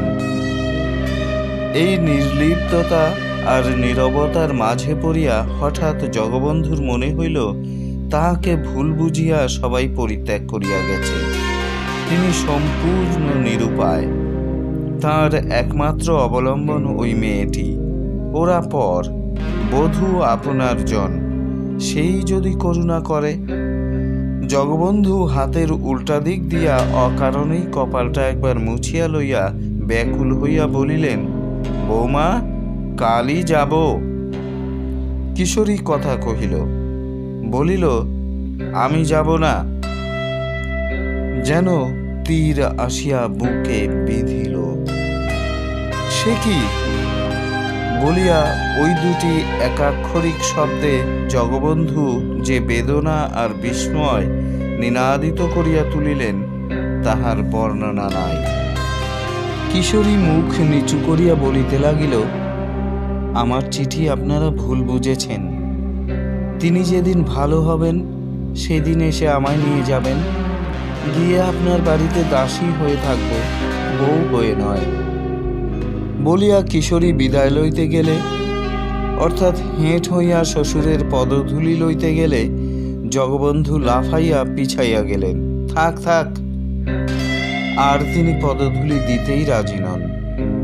বলিলেন, তবে এ চিঠি লিখেছিলে কেন? অর্থাৎ পত্নী ত্যাগের দায়িত্ব আমার পুত্রের স্কন্ধে চাপাইতে চাহিয়াছ কেন? তা আমি বলতে পারব না, বলিয়া কিশোরী আর একবার পদধূলি গ্রহণ করিবার চেষ্টা না করিয়া আস্তে আস্তে ঘরে উঠিয়া গেল। জগবন্ধু চলিতে লাগিলেন, কিন্তু যেন অজ্ঞান অবস্থায়। তিনি মনক্ষুণ্ণ হইয়াছেন বলিলে কিছুই বলা হয় না, তিনি আশাহত হইয়াছেন বলিলেও অল্প বলা হয়। তিনি আজন্ম যে সংস্কারটিকে লালন করিয়া প্রাণের সঙ্গে মিশ্রিত করিয়া লইয়াছিলেন সেই যেন মুমূর্ষু হইয়া উঠিল। সেই যেন তাঁর বুকের ভিতর লুটাইয়া লুটাইয়া রক্ত বমন করিতে লাগিল। তিনি যে পুরুষ, পুত্রের পিতা, বধূর শ্বশুর, স্ত্রীর স্বামী, এই গর্ব আর গৌরব আর অহংকার ধূলিসাৎ হইয়া তো গেলই, তিনি যে মানুষ এই জ্ঞানটাই অসহ্য উত্তপ্ত একটা নিঃশ্বাসে পুরিয়া এক নিমেষে ছাই হইয়া গেল। উভয়ে গিয়া বৈঠকখানায় বসিলেন। ভৃত্য তামাক দিয়া গেল, জগবন্ধু তাহা স্পর্শ করিলেন না। রাধা বিনোদ বিষণ্ণ কণ্ঠে বলিলেন। জগবন্ধু স্বগৃহে প্রত্যাবর্তন করিলেন।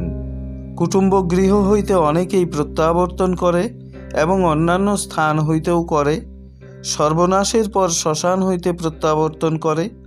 সর্বস্ব পরের হাতে তুলিয়া দিয়া আদালত হইতে প্রত্যাবর্তন করে। মৃত্যু ঘটিতে পারে জানিয়াও প্রত্যাবর্তন করা না করা সমান জানিয়াও প্রত্যাবর্তন করে। তবু তারা যেন স্বাভাবিক একটা সীমার বাহিরে যায় না। কিন্তু জগবন্ধুর এই প্রত্যাবর্তনের যথেষ্ট বৈশিষ্ট্য আছে। সাধারণ, স্বাভাবিক এবং সর্বাবয়বে প্রত্যাবর্তন ইহা নহে। তাহার সারাংশ খানিক ছাঁটিয়া দিয়া পরিধির সীমার বাহিরে তাহাকে ঠেলিয়া দেওয়া হইয়াছে। জগবন্ধুর মনে হইতে লাগিল দু পায়ে হাঁটা একটি সম্পূর্ণ মানুষ তিনি নন। যদিই বা পূর্বে ছিলেন, কিন্তু এখন আর তিনি তা নন। তার আরও মনে হইতে লাগিল তিনি পঙ্গু একটি লোক এবং গজভুক্ত কপিত্থবৎ অসার একটি বস্তু। তাহার জীবনের সমস্ত রস তীব্র একটা শোষণে বাহির করিয়া লওয়া হইয়াছে। নিজেকে মানুষ বলিয়া চিনিতে তিনি পারিতেছেন না। তিনি আর অন্তঃপুরে যাইবেন না, স্ত্রীকে এ মুখ আর দেখাইবেন না, পুত্র অকিঞ্চনের মুখ আর দর্শন করিবেন না, এবং আগুন লাগাইয়া বাগদিপাড়া পুড়াইয়া দিবেন। কিন্তু তাহাতেই বা ফল কি হইবে? যাহারা তাহাকে অপমান করিয়াছে, মানুষ মনে করে নাই, তাহাদের তাহাতে কি ক্ষতি হইবে? কিছুই না। তার অন্তরের জ্বালা যেমন তাদের অন্তর স্পর্শ করিতেছে না, তেমনি বাগদিপাড়ার আগুনের আঁচ তাদের গায়ে লাগিবে না। জগবন্ধু শুইয়া পড়িলেন। আসিয়া বৈঠকখানায় বসিয়াছিলেন, সেইখানেই শুইয়া পড়িলেন। কিন্তু তাহার অন্তঃপুরে না গিয়া বৈঠকখানায় অদৃশ্য হইয়া থাকার সংকল্প টিকিল না। ভৃত্য তাহার আগমন সংবাদ অন্তঃপুরে রাষ্ট্র করিয়া দিয়াছিলেন। সেই আসিয়া খবর দিল, বাবু, মা ডাকছেন।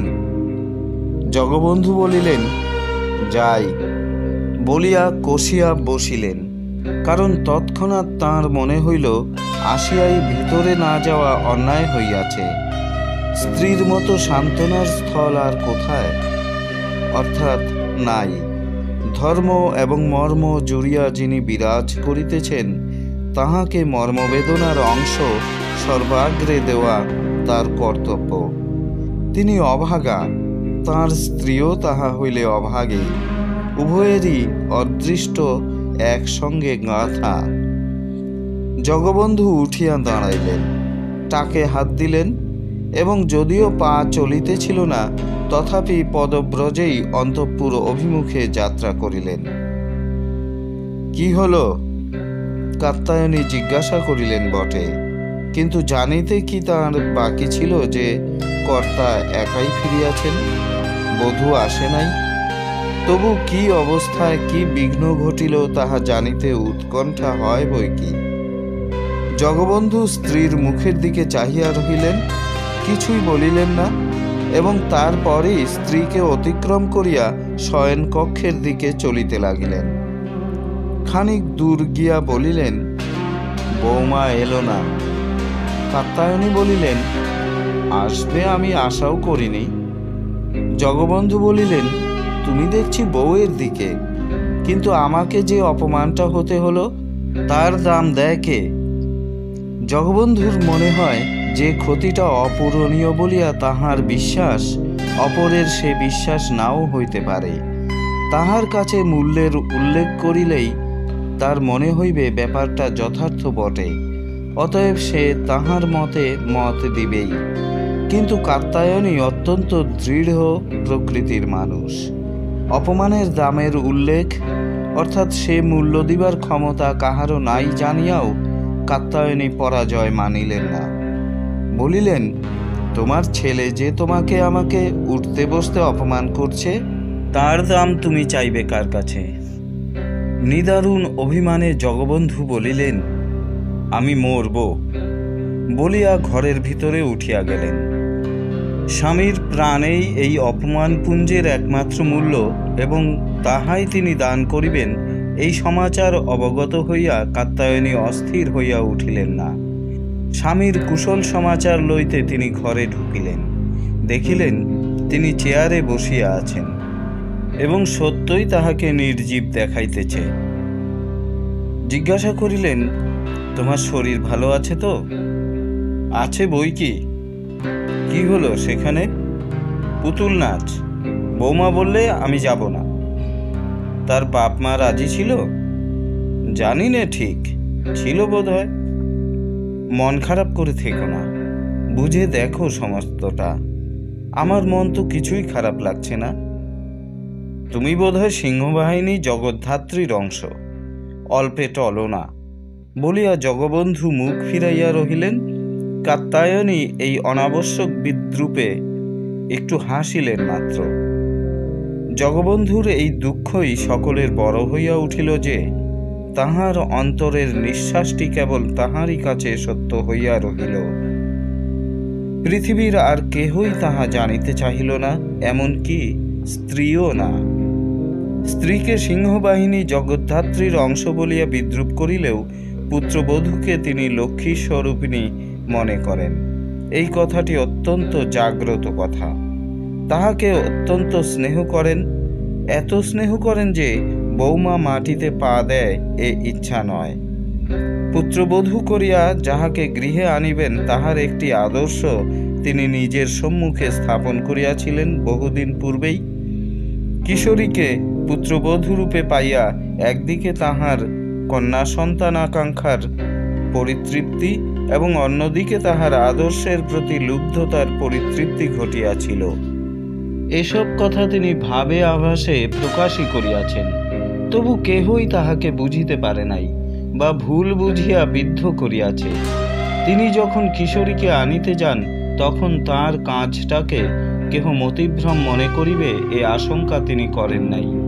সকলের চাইতে মর্মান্তিক কথা এই যে তাহাকে নিরাশ করিতে হইলে যতটা নির্মম হইতে হয় ঠিক ততটাই নির্মম হইয়া সকলে তাহাকে আঘাত করিতেছে। তাহা কেবল তিনি অনুভব করিতেছেন, আর কেহ অনুভব করিতেছেন না। শোকের ওপর শোক আরো গভীর হইয়া উঠিল এই কারণেই যে তার স্ত্রীও যেন তার মর্মের সঙ্গিনী নন। পরের মতোই তার অবিচার এবং অন্ধতা। অথচ এইসব কথা এখন ভালো করিয়া হৃদয়ঙ্গম করাইতে গেলে, অর্থাৎ কষ্টের বিশ্লেষণ এবং ব্যাখ্যা করিতে গেলে তাহার পক্ষে যে পরিমাণ বাক্যব্যয়ের প্রয়োজন এবং শ্রোতার পক্ষে যে পরিমাণ অনুকম্পা, সহিষ্ণুতা এবং একাগ্রতার প্রয়োজন তাহা এক পক্ষে দুঃসাধ্য, অন্য পক্ষে দুর্লভ। এই দুটির একত্র সম্মিলন একেবারেই অসম্ভব। এসব হৃদয়ের ব্যাপার এক নিমেষে হৃদয়ে গ্রহণ করিয়া সহজ অনুকম্পায় ব্যথার ব্যথী হইতে হয়। তাহা যে না পারে তাহার সঙ্গে এসব নিগূঢ় বিষয়ে আলাপনই নিষ্প্রয়োজন। সুতরাং জগবন্ধু যন্ত্রণায় ঝিমাইতে লাগিলেন এবং সকলের প্রতি ক্রুদ্ধ হইয়া রহিলেন। বলিলেন, পরে হবে, এখন যাও। কাত্যায়নী চলিয়া আসিলেন। কাত্যায়নী অনেকক্ষণ স্বামীর সঙ্গে আর দেখা করিলেন না। ধীরে ধীরে তিনি স্বামীর প্রতি অনুকম্পা অনুভব করিতে সমর্থ হইয়াছেন। কিশোরীর আশা সম্বন্ধে তিনি আশা করিয়াছিলেন কতটা তাহা বলা শক্ত, কারণ তিনি কিশোরীকে চিনিয়াছিলেন। জগবন্ধু বধূকে আনিবার জন্য নাচিয়া উঠিলে তিনি বাধা দিয়া তাহাকে নিরুৎসাহ করিয়া দেন নাই, বরং স্বামীর উৎসাহের ছোঁয়াচ লাগিয়া তিনিও কিছুক্ষণের জন্য নিজের কাছে উদ্ঘাটিত সত্যটিকে ভুলিয়া গিয়াছিলেন। কিন্তু তিনি ভালো করিয়াই বুঝিয়াছিলেন ডাক দিলেই আসিবার মেয়ে সে নয়, তিনিও নন। আত্মপ্রিয়তা বেশি থাকিলে তিনিও বধূর প্রতি ক্রুদ্ধ হইতেন বোধ হয়, কিন্তু বধূকে পুরুষের স্ত্রী হিসেবে নিজের স্থান মর্যাদার বাহিরে স্বতন্ত্র করিয়া দেখিতে তিনি পারিলেন না। পুরুষের স্ত্রী হিসেবে প্রত্যেক নারীর যে সংস্থাপনা ঘটে তাহা একই, সর্বক্ষেত্রেই একই নিয়মের বশীভূত। বধূ আসিল না বলিয়া পুত্রের মন খারাপ হইয়া যাইবে ইহা তাহার মনে হইল, কিন্তু তাহাতে দুঃখিত হইবার কারণ তিনি দেখিতে পাইলেন না। পুত্রকে তিনি বহু পূর্বেই নাকচ করিয়া দিয়াছেন, তাহাকে নিজের দলভুক্ত করিয়া রাখেন নাই। পারিবারিক মানমর্যাদার বিচার এবং রক্ষার চেষ্টা যেন তাহাকে বাদ দিয়াই করিতে হইবে। কাত্যায়নীর মনে হইল এ হিসাবেও বধূ ঠিক করিয়াছে। আশা তার উচিত হইত না। সে আসিলে তাহার আশার সঙ্গে সঙ্গেই এমন একটা ইতরতার স্তরে সবাইকেই নামিয়া যাইতে হইত যাহার ভিতর হইতে তাহাদিগকে উদ্ধার করিবার শক্তি কাহারও নাই। তাহারা ভদ্র আখ্যার বহির্ভূত হইয়া যান নাই। বধূ তাহাদিগকে ত্যাগ করিয়া তাহাদিগকে ধারণ করিয়া আছে। বধূ তার স্বামীকে তাহাদের পুত্রকে ত্যাগ করিয়াছে, সমাজে অপাঙ্ক্তেয় করিয়া দিবার ভয় তাহাকে নাই। যদি তাহাদিগকে অপাঙ্ক্তেয় করিবার বুদ্ধি সমাজের মস্তিষ্কে কখনো জাগ্রত হয়, তবে তাহা পুত্রের ব্যবহারে অতিষ্ঠ হইয়াই হইবে, বধূর ব্যবহারে নয়। অতএব সতী মেয়ে চিরজীবিনী হোক। নবযৌবন সম্পন্না সুন্দরী স্ত্রী পিত্রালয় হইতে আসিতেছে এবং দীর্ঘ বিরহ যাপনের পর তাহার সঙ্গে মিলন হইবে, এই আশায় অকিঞ্চন উৎফুল্ল হইয়া উঠিয়াছিল এবং বাহিরে গল্পও করিয়াছে ঢের। স্নিগ্ধ একটু আলাপ করা, নিরর্থক বাক্য বিনিময়, কথার কৌশলে কথাতে শতেক ভঙ্গিতে রূপায়িত করা, হাসির চতুরতায় হাসিকে অসীম করিয়া তোলা, তাহাকে অমূল্য করা ইত্যাদি প্রাণ বিনিময়ের লক্ষণগুলি অকিঞ্চনের দাম্পত্য ব্যবহারে দেখা যায় না। সে মোটা কথা জানে, মোটা কথা বলে, মোটামুটি তার আকাঙ্ক্ষা, খানিকটা ইয়ার্কি দিতে আর টানাটানি করিতে সে জানে, তাহাই সে করে। তবু স্ত্রী আসিতেছে, অতএব পরিপাটি হইয়া স্ত্রী সম্ভাষণে যাইতে হইবে, তাহার আয়োজন সে করিয়াছে, চুল কাটাইয়াছে এবং মুখে মাখিবার জন্য স্নো কিনিয়াছে। জগবন্ধু বিশ্রাম করিতেছেন অথবা ঝিমাইতেছেন, কাত্যায়নী রন্ধন করিতেছেন এবং বাড়ির আবহাওয়া যখন একটুও প্রীতিকর নহে, তখন অকিঞ্চন পাড়ার সফর শেষ করিয়া বাড়ি ফিরিল। দেখা গেল তাহার হাতে স্নো রহিয়াছে। সুঘ্রাণযুক্ত এবং সুপরিচ্ছন্ন মুখখানা সে স্ত্রীর সম্মুখে উপস্থাপিত করিবে, এই ছিল তার অন্তরের একান্ত বিলাসাভিলাষ। কিন্তু দৈবের এমনই চক্র যে তার সে অভিলাষ পূর্ণ হইবার নয়। বাড়ি ঢুকিয়াই অকিঞ্চন দেখিল বাড়ির বিড়ালটি অঙ্গনে বিচরণশীল একটি শালিখের পশ্চাৎ ধাবন করিতেছে। শালিখ উড়িয়া আসিয়া আমড়া গাছের ডালে বসিল।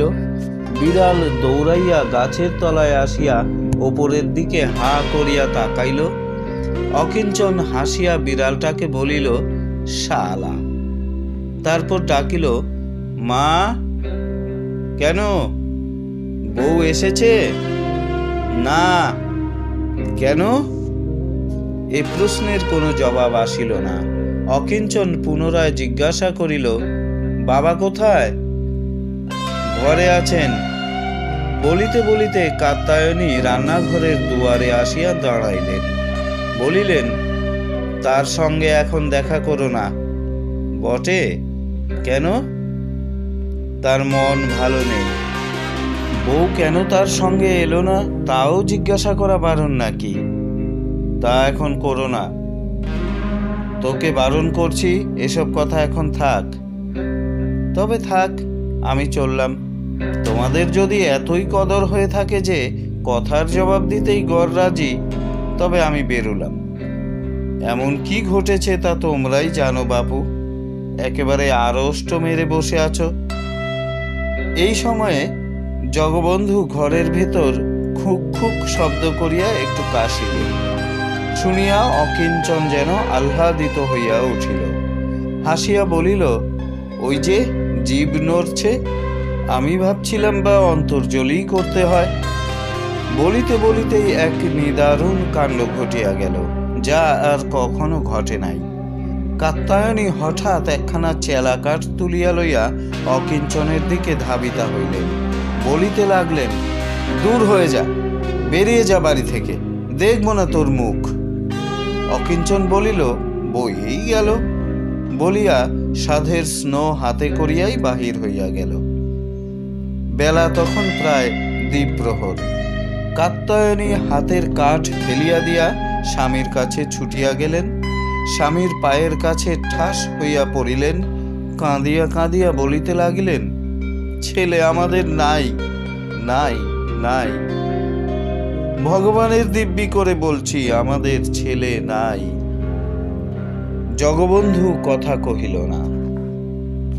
কাত্যায়নী বলিতে লাগিলেন যে নারী হইয়া জন্মগ্রহণই তার অদৃষ্টের কঠিনতম দুঃখ এবং যত বিড়ম্বনার কারণ। রাস্তায় কতজনের সঙ্গে অকিঞ্চনের সাক্ষাৎ হইল।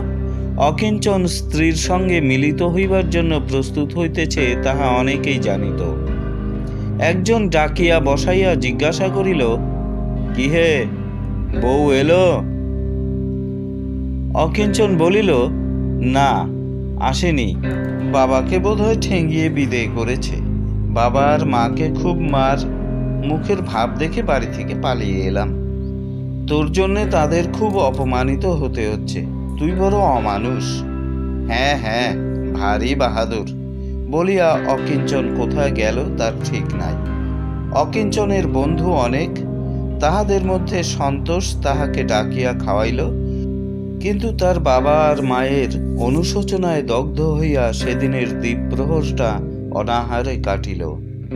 বলা বাহুল্য, জগবন্ধুর মর্মবেদনার কথা রাষ্ট্র হইয়া গিয়াছে। বধূ আসে নাই। জগবন্ধুর এই দুঃখে সহানুভূতি জ্ঞাপন প্রতিবেশীর কর্তব্য, ইহা অনেকেই উপলব্ধি করিলেন এবং বৈকালের দিকে দেখা দিলেন। কাহারও ঘরে আগুন লাগিলে লোকে দড়ি, বালতি, ঘড়া, কলসি লইয়া দৌড়াইয়া আসে। কেউ মইও আনে, কেহ আবার কাঁথা ভিজাইয়াও আনে। কিন্তু জগবন্ধুর এই বিপদে কাহারও দৌড়াদৌড়ি না। নিবারণের জন্য বা নির্বাপনের জন্য মুখের কথার অতিরিক্ত কিছুরই প্রয়োজন হইবে না। তবু মুখের কথার মতো অমূল্য আর কি আছে? মানুষ পরস্পর মিত্র হয়, শত্রু হয় ওই মুখের কথাতেই। ওই মুখের কথাতেই কুটুম্বিতা বজায় থাকে কিংবা ভাঙিয়া যায়। এমনও অনেক আছে যাদের কাজ কেবল মুখে মুখে কথা বলাই। প্রাণ কথায় পরিপূর্ণ করিয়া লইয়া প্রতিবেশীরা জগবন্ধুর দেহ শীতল করিবার জন্য এবং দরকার হইলে সৎ পরামর্শ দিবার জন্য আসিলেন। কিন্তু অক্রূর দত্তে একটু ব্যতিক্রম ছিল। জগবন্ধু কাহারও নিন্দা করিলেন না। তিনি কেবল আক্ষেপ করিলেন ইহাই বলিয়া যে মানুষের ইয়ত্তা পাওয়া সত্যই কঠিন এবং পুরুষ হইয়া জন্মগ্রহণেই তার অদৃষ্টের কঠিনতম দুঃখ এবং যত বিড়ম্বনার কারণ। তিনি শীঘ্রই মারা যাইবেন। শুনিয়া দুজন একটু বিমর্ষ হাসি হাসিলেন। একজন বলিলেন, না না। আর একজন বলিলেন, আশ্চর্য ব্যাপার। অক্রূর দত্ত কর্তব্যানুযায়ী জগবন্ধুকে সান্ত্বনা দিলেন। বলিলেন, ব্যাপারটাকে অত কঠিনভাবে গ্রহণ করার মানে হয় না। তারপর কথার মোড় ঘুরাইয়া দিয়া বলিয়া বসিলেন, তোমার উচিত ছিল এমন ঘরে মেয়ে দেখার যারা কিছু বোঝে না, অনুভব করে না। বলিয়া কি ভাবিতে লাগিলেন। নন্দকুমার সরকার বলিলেন, তোমার অকিঞ্চন যেমনই হোক, তাকে সবাই আমরা ভালোবাসি। যৌবনে একটু উচ্ছৃঙ্খল অনেকেই থাকে, কিন্তু তা নিয়ে এত গোলযোগ হতে দেখিনি। অকিঞ্চনকে একটু সাবধান করে দাও না কেন? জগবন্ধু দুর্বল কণ্ঠে বলিলেন, দিয়েছি, কিন্তু শুনতে চায় না। শুনি তোমাকেও নাকি সে কুকথা বলে অপমান করে। জগবন্ধু বলিলেন, তা করে কি? বলিয়া টাকে হাত দিলেন। তবে তো আর উপায়ই দেখিনি। বলিয়া অক্রূর দত্ত পুনরায় বলিলেন, বউ আর আসবে না, আমি বুঝতে পারছি। সমান ঘর মানে এই নয় যে তোমার আর তাদের সামাজিক প্রতিষ্ঠা আর আর্থিক অবস্থা বা জাত কৌলিন্য একই রকম। চরিত্রেরও প্রকর্ষগত সামঞ্জস্য থাকা চাই। তোমার ছেলে তোমাকে নামিয়ে এনেছে ঢের। তার সম্বন্ধে যা শুনি তার সিকিও যদি সত্য হয়, তবে কোনো ভদ্র পরিবারের সঙ্গে তার মারফত সম্পর্ক স্থাপন দূরের কথা, তাকে অতিথি হিসেবে গ্রহণ করাই কঠিন। বিয়ের কথাবার্তার সময় আমি উপস্থিত থাকলে বাধা দিতাম। শুনিয়া কথাগুলি জগবন্ধুর বড় কঠিন মনে হইল। কথাগুলি দরদের নয়, কিন্তু সত্যে উজ্জ্বল। জগবন্ধুর সহ্য হইল না। তিনি কাতরোক্তি করিলেন, বলিলেন, আর কাটা খেয়ে নুনের ছিটে দিও না। তবে ছেলেকে ত্যাগ করো, আর বউয়ের আশা ত্যাগ করো। বৈবাহিকের গৃহে তোমার অপমান হয়েছে যদি মনে হয়ে থাকে, তবে তার জন্যে দায়ী করো তুমি নিজেকে, বলিয়া অক্রূর দত্ত উঠিলেন। জগবন্ধু দৃঢ় কণ্ঠে বলিলেন, আবার বিয়ে দেব ছেলের, আমরা দিতে দেব না, বলিয়া অক্রূর দত্ত যেন একটা সংকল্প লইয়া আবার বসিয়া পড়িলেন। বলিলেন, অমন কাজ করো না। বউটির বাপ নেহাত মৃদু স্বভাব ভদ্রলোক বলেই ধরে মারেনি। যদি আরো অপদস্থ হতে না চাও, তবে ও ইচ্ছা ত্যাগ করো। আমরাই তোমার ছেলের আবার বিয়ে করতে দেব না। মানুষের জীবন পণ্ড করার ব্যবসাপত্তনের শত্রু তুমি এখানেই অনেক পাবে, বলিয়া অক্রূর দত্ত প্রস্থান করিলেন। এবং কিয়ৎক্ষণ পরে হুঁশ করিয়া জগবন্ধু দেখিলেন তিনি একা বসিয়া আছেন, এবং তাঁর মনে হইতেছে অকিঞ্চন পুত্র নয়, পরম শত্রু। ওদিকে অন্তঃপুরে হরিপ্রিয়া আসিয়াছেন। হরিপ্রিয়া কিছু অসুস্থ হইয়া পড়িয়াছিলেন, সম্প্রতি প্রায় সুস্থ হইয়া উঠিয়াছেন, তবে দুর্বলতা ঘুচে নাই। কিন্তু আজ তিনি নেশার জিনিস পাইয়াছেন। তাহারই তেজে তার শরীরের অভ্যন্তরস্থ যন্ত্রসমূহ এবং রক্ত অস্থি মাংস যথেষ্ট শক্তি অনুভব করিয়া কাজের জন্য অস্থির হইয়া উঠিয়াছে। কাত্যায়নীর সঙ্গে দেখা করাই চাই। কাত্যায়নীর সম্মুখে বসিয়া হরিপ্রিয়া তার অসুখের কথা পুঙ্খানুপুঙ্খ রূপে বিবৃত করিলেন। অরুচি ছিল অসুখের প্রধান উপসর্গ এবং তার প্রধান অশান্তি।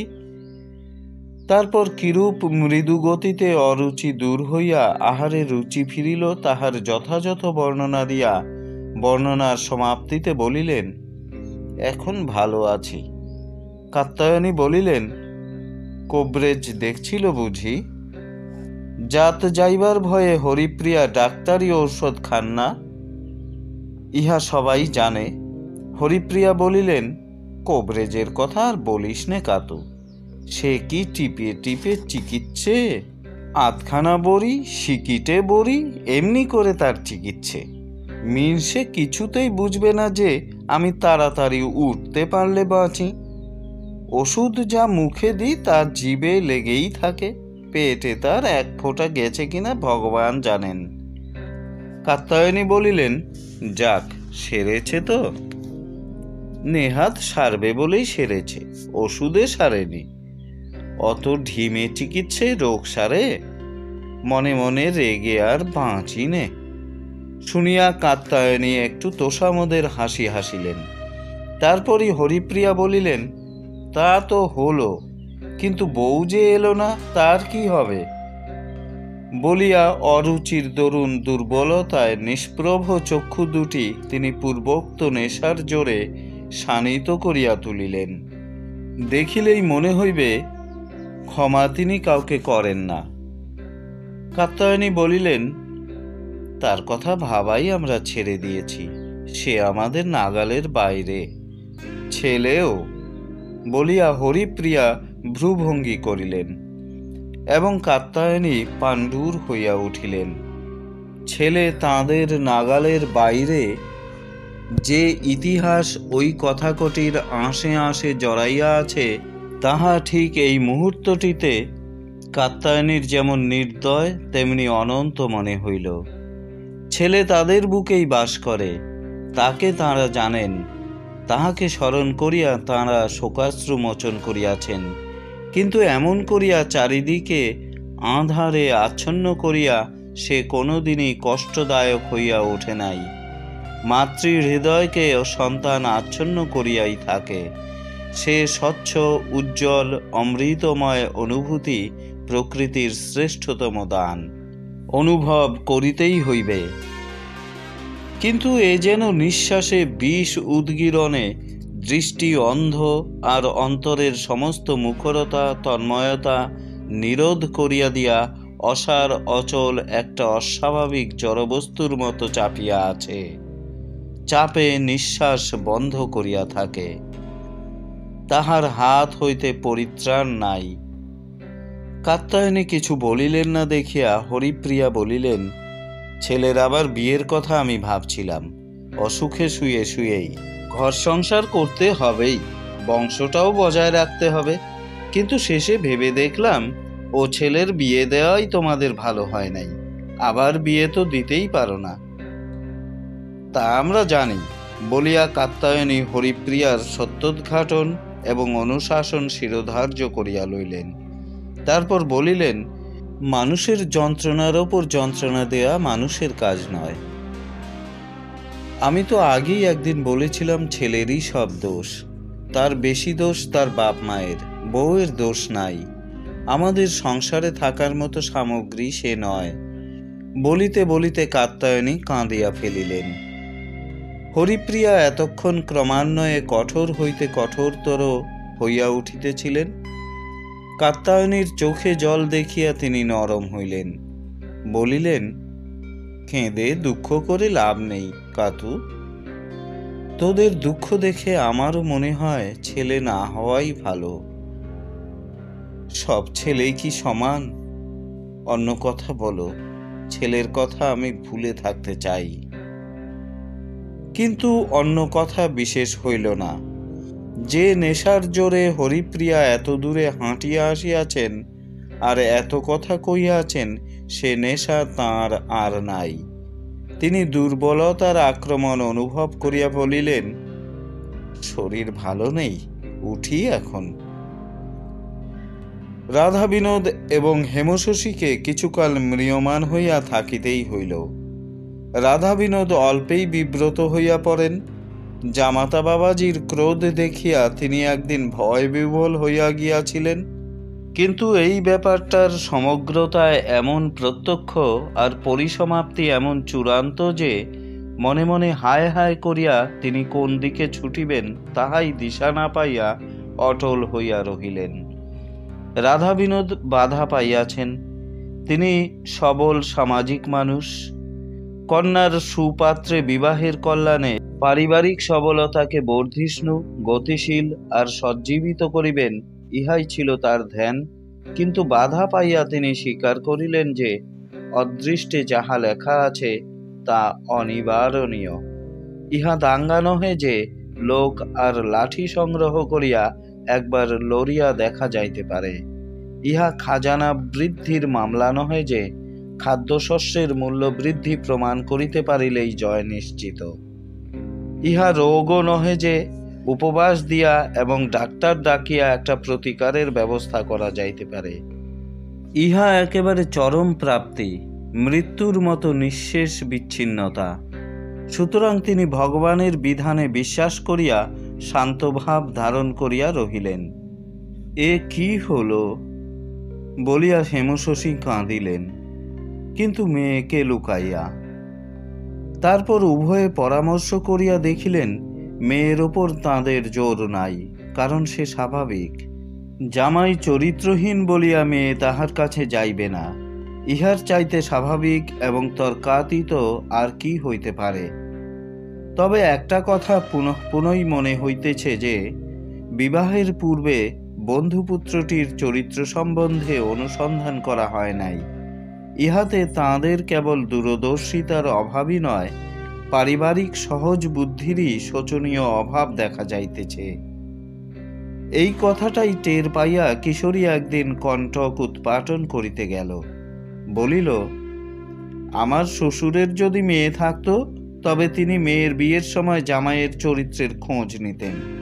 তোমরা যে নাওনি সে তোমাদের বুদ্ধির অভাব নয়, ভদ্রতার জ্ঞান। ভদ্র ঘরের ছেলে ভদ্র হবে, ইহার ব্যতিক্রম তোমরা ভদ্র বলেই সন্দেহ করনি। শুনিয়া রাধা বিনোদ কথা কহেন নাই। তার চক্ষু সজল হইয়া উঠিতে চাহিয়াছিল। অক্রূর দত্তের জুরি এই গ্রামেও অনেক আছেন দেখা গেল। তাহারা সমস্বরে বলিলেন, মেয়ে তোমার ঘরেই থাক। ছি, ওরূপ অবস্থায় ছেলের বিয়ে দেওয়া ওদের অন্যায় হয়েছে। একটি নিঃশ্বাস বহন করিয়া এদিকটা যেন চুকিয়া গেল। প্রকাশ্যে আলোচনা আর হয় না। কিশোরী ঠান্ডা চাপা মেয়ে, তার মনের গভীর কথাটি বুঝিবার উপায় নাই। তাহাকে তাহার সখীরা সাহস আর সান্ত্বনা দিয়াছে ইহাই বলিয়া যে এমন অবস্থায় সে যাহা করিয়াছে তাহাই নারীর করণীয়। বাহ্যত প্রশান্তভাবে দিন চলিতে চলিতে দ্বিতীয় মাসের একটি দিনে কিশোরী অনুভব করিল যে সে গর্ভবতী। এদিকটা কেউ ভাবে নাই, কিশোরীও না। তাহার এই অনুভূতিটা যে অচিন্তনীয় আর স্বতন্ত্র আকারে দেখা দিল তাহা চিরস্মরণীয়। সংসারের আর কোনো নারী জঠরে সন্তান আগমনের সংবাদ ঠিক এমনি করিয়া গ্রহণ আর অনুভব করে নাই। সংসারে যে শুভ সংযম দেখা যায় এবং বিবাহের যে দার্শনিকতা আজ পর্যন্ত মানুষকে মুগ্ধ এবং পবিত্র করিয়া আসিয়াছে, তার উৎপত্তি নাকি স্বামীর ঔরসে নারীর গর্ভধারণেই। নতুবা বিবাহের যে কদর্য অর্থ দাঁড়ায় তাহা সভ্যতা নহে। কিন্তু সহজ সরল সকল অর্থ ঘুচিয়া গিয়া কিশোরী যে অর্থ পাইল তাহা ভয়ানক। এমন নিরর্থক অযাচিত ব্যাপার একদিকে হাস্যকর, অন্যদিকে হৃদয় বিদারক হইয়া আর কাহারও জন্য কখনো ঘটে নাই বোধ হয়। এই সন্তান কি স্বামীর আত্মজ? স্বামী যাহা অকাতরে দান করিয়া করিয়া ইহকাল ও পরকাল ব্যাপী কলুষ মর্মে আত্মায় পুঞ্জীভূত করিয়াছিল, এই সন্তান সেই অশেষ কলুষ জাত। ইহা শুভ নহে, সার্থক নহে, ঈপ্সিত নহে, ইহা অবাঞ্ছিত এবং বর্জনীয় কলুষ। সর্পের যেমন বিষ দাঁত থাকে, ওই পুরুষটির অন্তরে তেমনি একটি জ্বালাময় প্রবৃত্তি আছে। এই সন্তান তার সেই প্রবৃত্তির পরিতৃপ্তির চিহ্ন মাত্র। বিবাহিতা পত্নীর গর্ভের সন্তানের যে মূল্য লোকে দিয়া থাকে, ইহার সে মূল্য নাই। যে অনশ্বর অমৃত বস্তুর আধার হিসাবে সন্তান নিত্য আর নিরঞ্জন, সে বস্তুর স্বাদ সে তো পায় নাই। এই অনুভূতি একটি ক্ষণের আঘাত যন্ত্রণা নহে, দিনের পর দিন অনির্বাণ ব্যাধি যন্ত্রণার মতো দীর্ঘকাল এই গর্ভ বহন করিয়া দুর্বিষহ ক্লেশের ভিতর দিয়া একদিন ক্লেশ চরমে উঠিয়া সন্তান বহনের অবসান হইবে। কিন্তু তার মুখ দেখিয়া কি সেসব যন্ত্রণা ভুলিতে পারিবে যেমন সকল মা পারে? সে তা পারিবে না। সকলেই বোধ হয় তখন নিজেকেও বিস্মৃত হইয়া কেবল তাহাকেই চিন্তা করে যাহার প্রেম যেন স্বর্গ হইতে রূপান্তরিত হইয়া সন্তানের মূর্তিতে কোলে আসিয়াছে। তাহার তা নয়। কিশোরী ছুটিয়া গিয়া হঠাৎ মায়ের কাছে দাঁড়াইল। হেমশশী জিজ্ঞাসা করিলেন, অমন করে এসে দাঁড়ালি যে? বলিয়া মেয়ের মুখের দিকে চাহিয়া রহিলেন। কিশোরী কথা বলিতে পারিল না। যে কাজের সার্থকতা নাই কিন্তু লজ্জা আছে, তার মতো অব্যক্ত বেদনাপ্রদ আর কিছুই নয়। কিশোরী সেই বেদনায় নির্বাক হইয়া রহিল। হেমশশী বলিলেন, কি বলতে চাস? কিশোরী বলিল, কিছুই বলতে চাই নে মা, বলিয়া কাঁদিয়া ফেলিল। বলিতে লাগিল, আমি কিছুই চাই নে মা, আমি কিছুই চাই নে। কি বলছিস তুই? বলি, তোমরা আমায় কেটে ফেলতে পারো মা। হেমশশীর মনে হইল খামখা মাথা খারাপ করিয়া মেয়ে কি বলিতেছে তার ঠিক নাই। হাসিয়া বলিলেন, না, তা পারি নে, মাথা খারাপ করিস নে, যা। পারো না? তবে আমি কি করব বলো? আমার পেটে ছেলে এসেছে, তোমার পায়ের তলায় আমি পড়লাম, যা খুশি করো। তোমরা আমায় নিয়ে, আমি আর পারছি নে মা। বলিয়া কিশোরী মায়ের পায়ের কাছে লুটাইয়া পড়িল। শুধু দর্শক শ্রোতা, এই সঙ্গেই শেষ হলো জগদীশ গুপ্তের লেখা গতিহারা জাহ্নবী। আজ এই পর্যন্তই। আবার পরবর্তী সাহিত্য পাঠের আসরে আপনাদের জন্য নিয়ে হাজির হব মানিক বন্দ্যোপাধ্যায়ের প্রাগৈতিহাসিকের নোটিফিকেশন পেতে আমাদের চ্যানেলটি সাবস্ক্রাইব করে রাখুন, বেল আইকনে চাপ দিয়ে অল সিলেক্ট করে রাখুন। ধন্যবাদ। শুধু দর্শক শ্রোতা, গতিহারা জাহ্নবী উপন্যাসটি আমরা পরপর 4টি পর্বে আপনাদের সামনে পেশ করলাম। আপনাদের কেমন লাগলো তা দয়া করে কমেন্ট করে জানাবেন।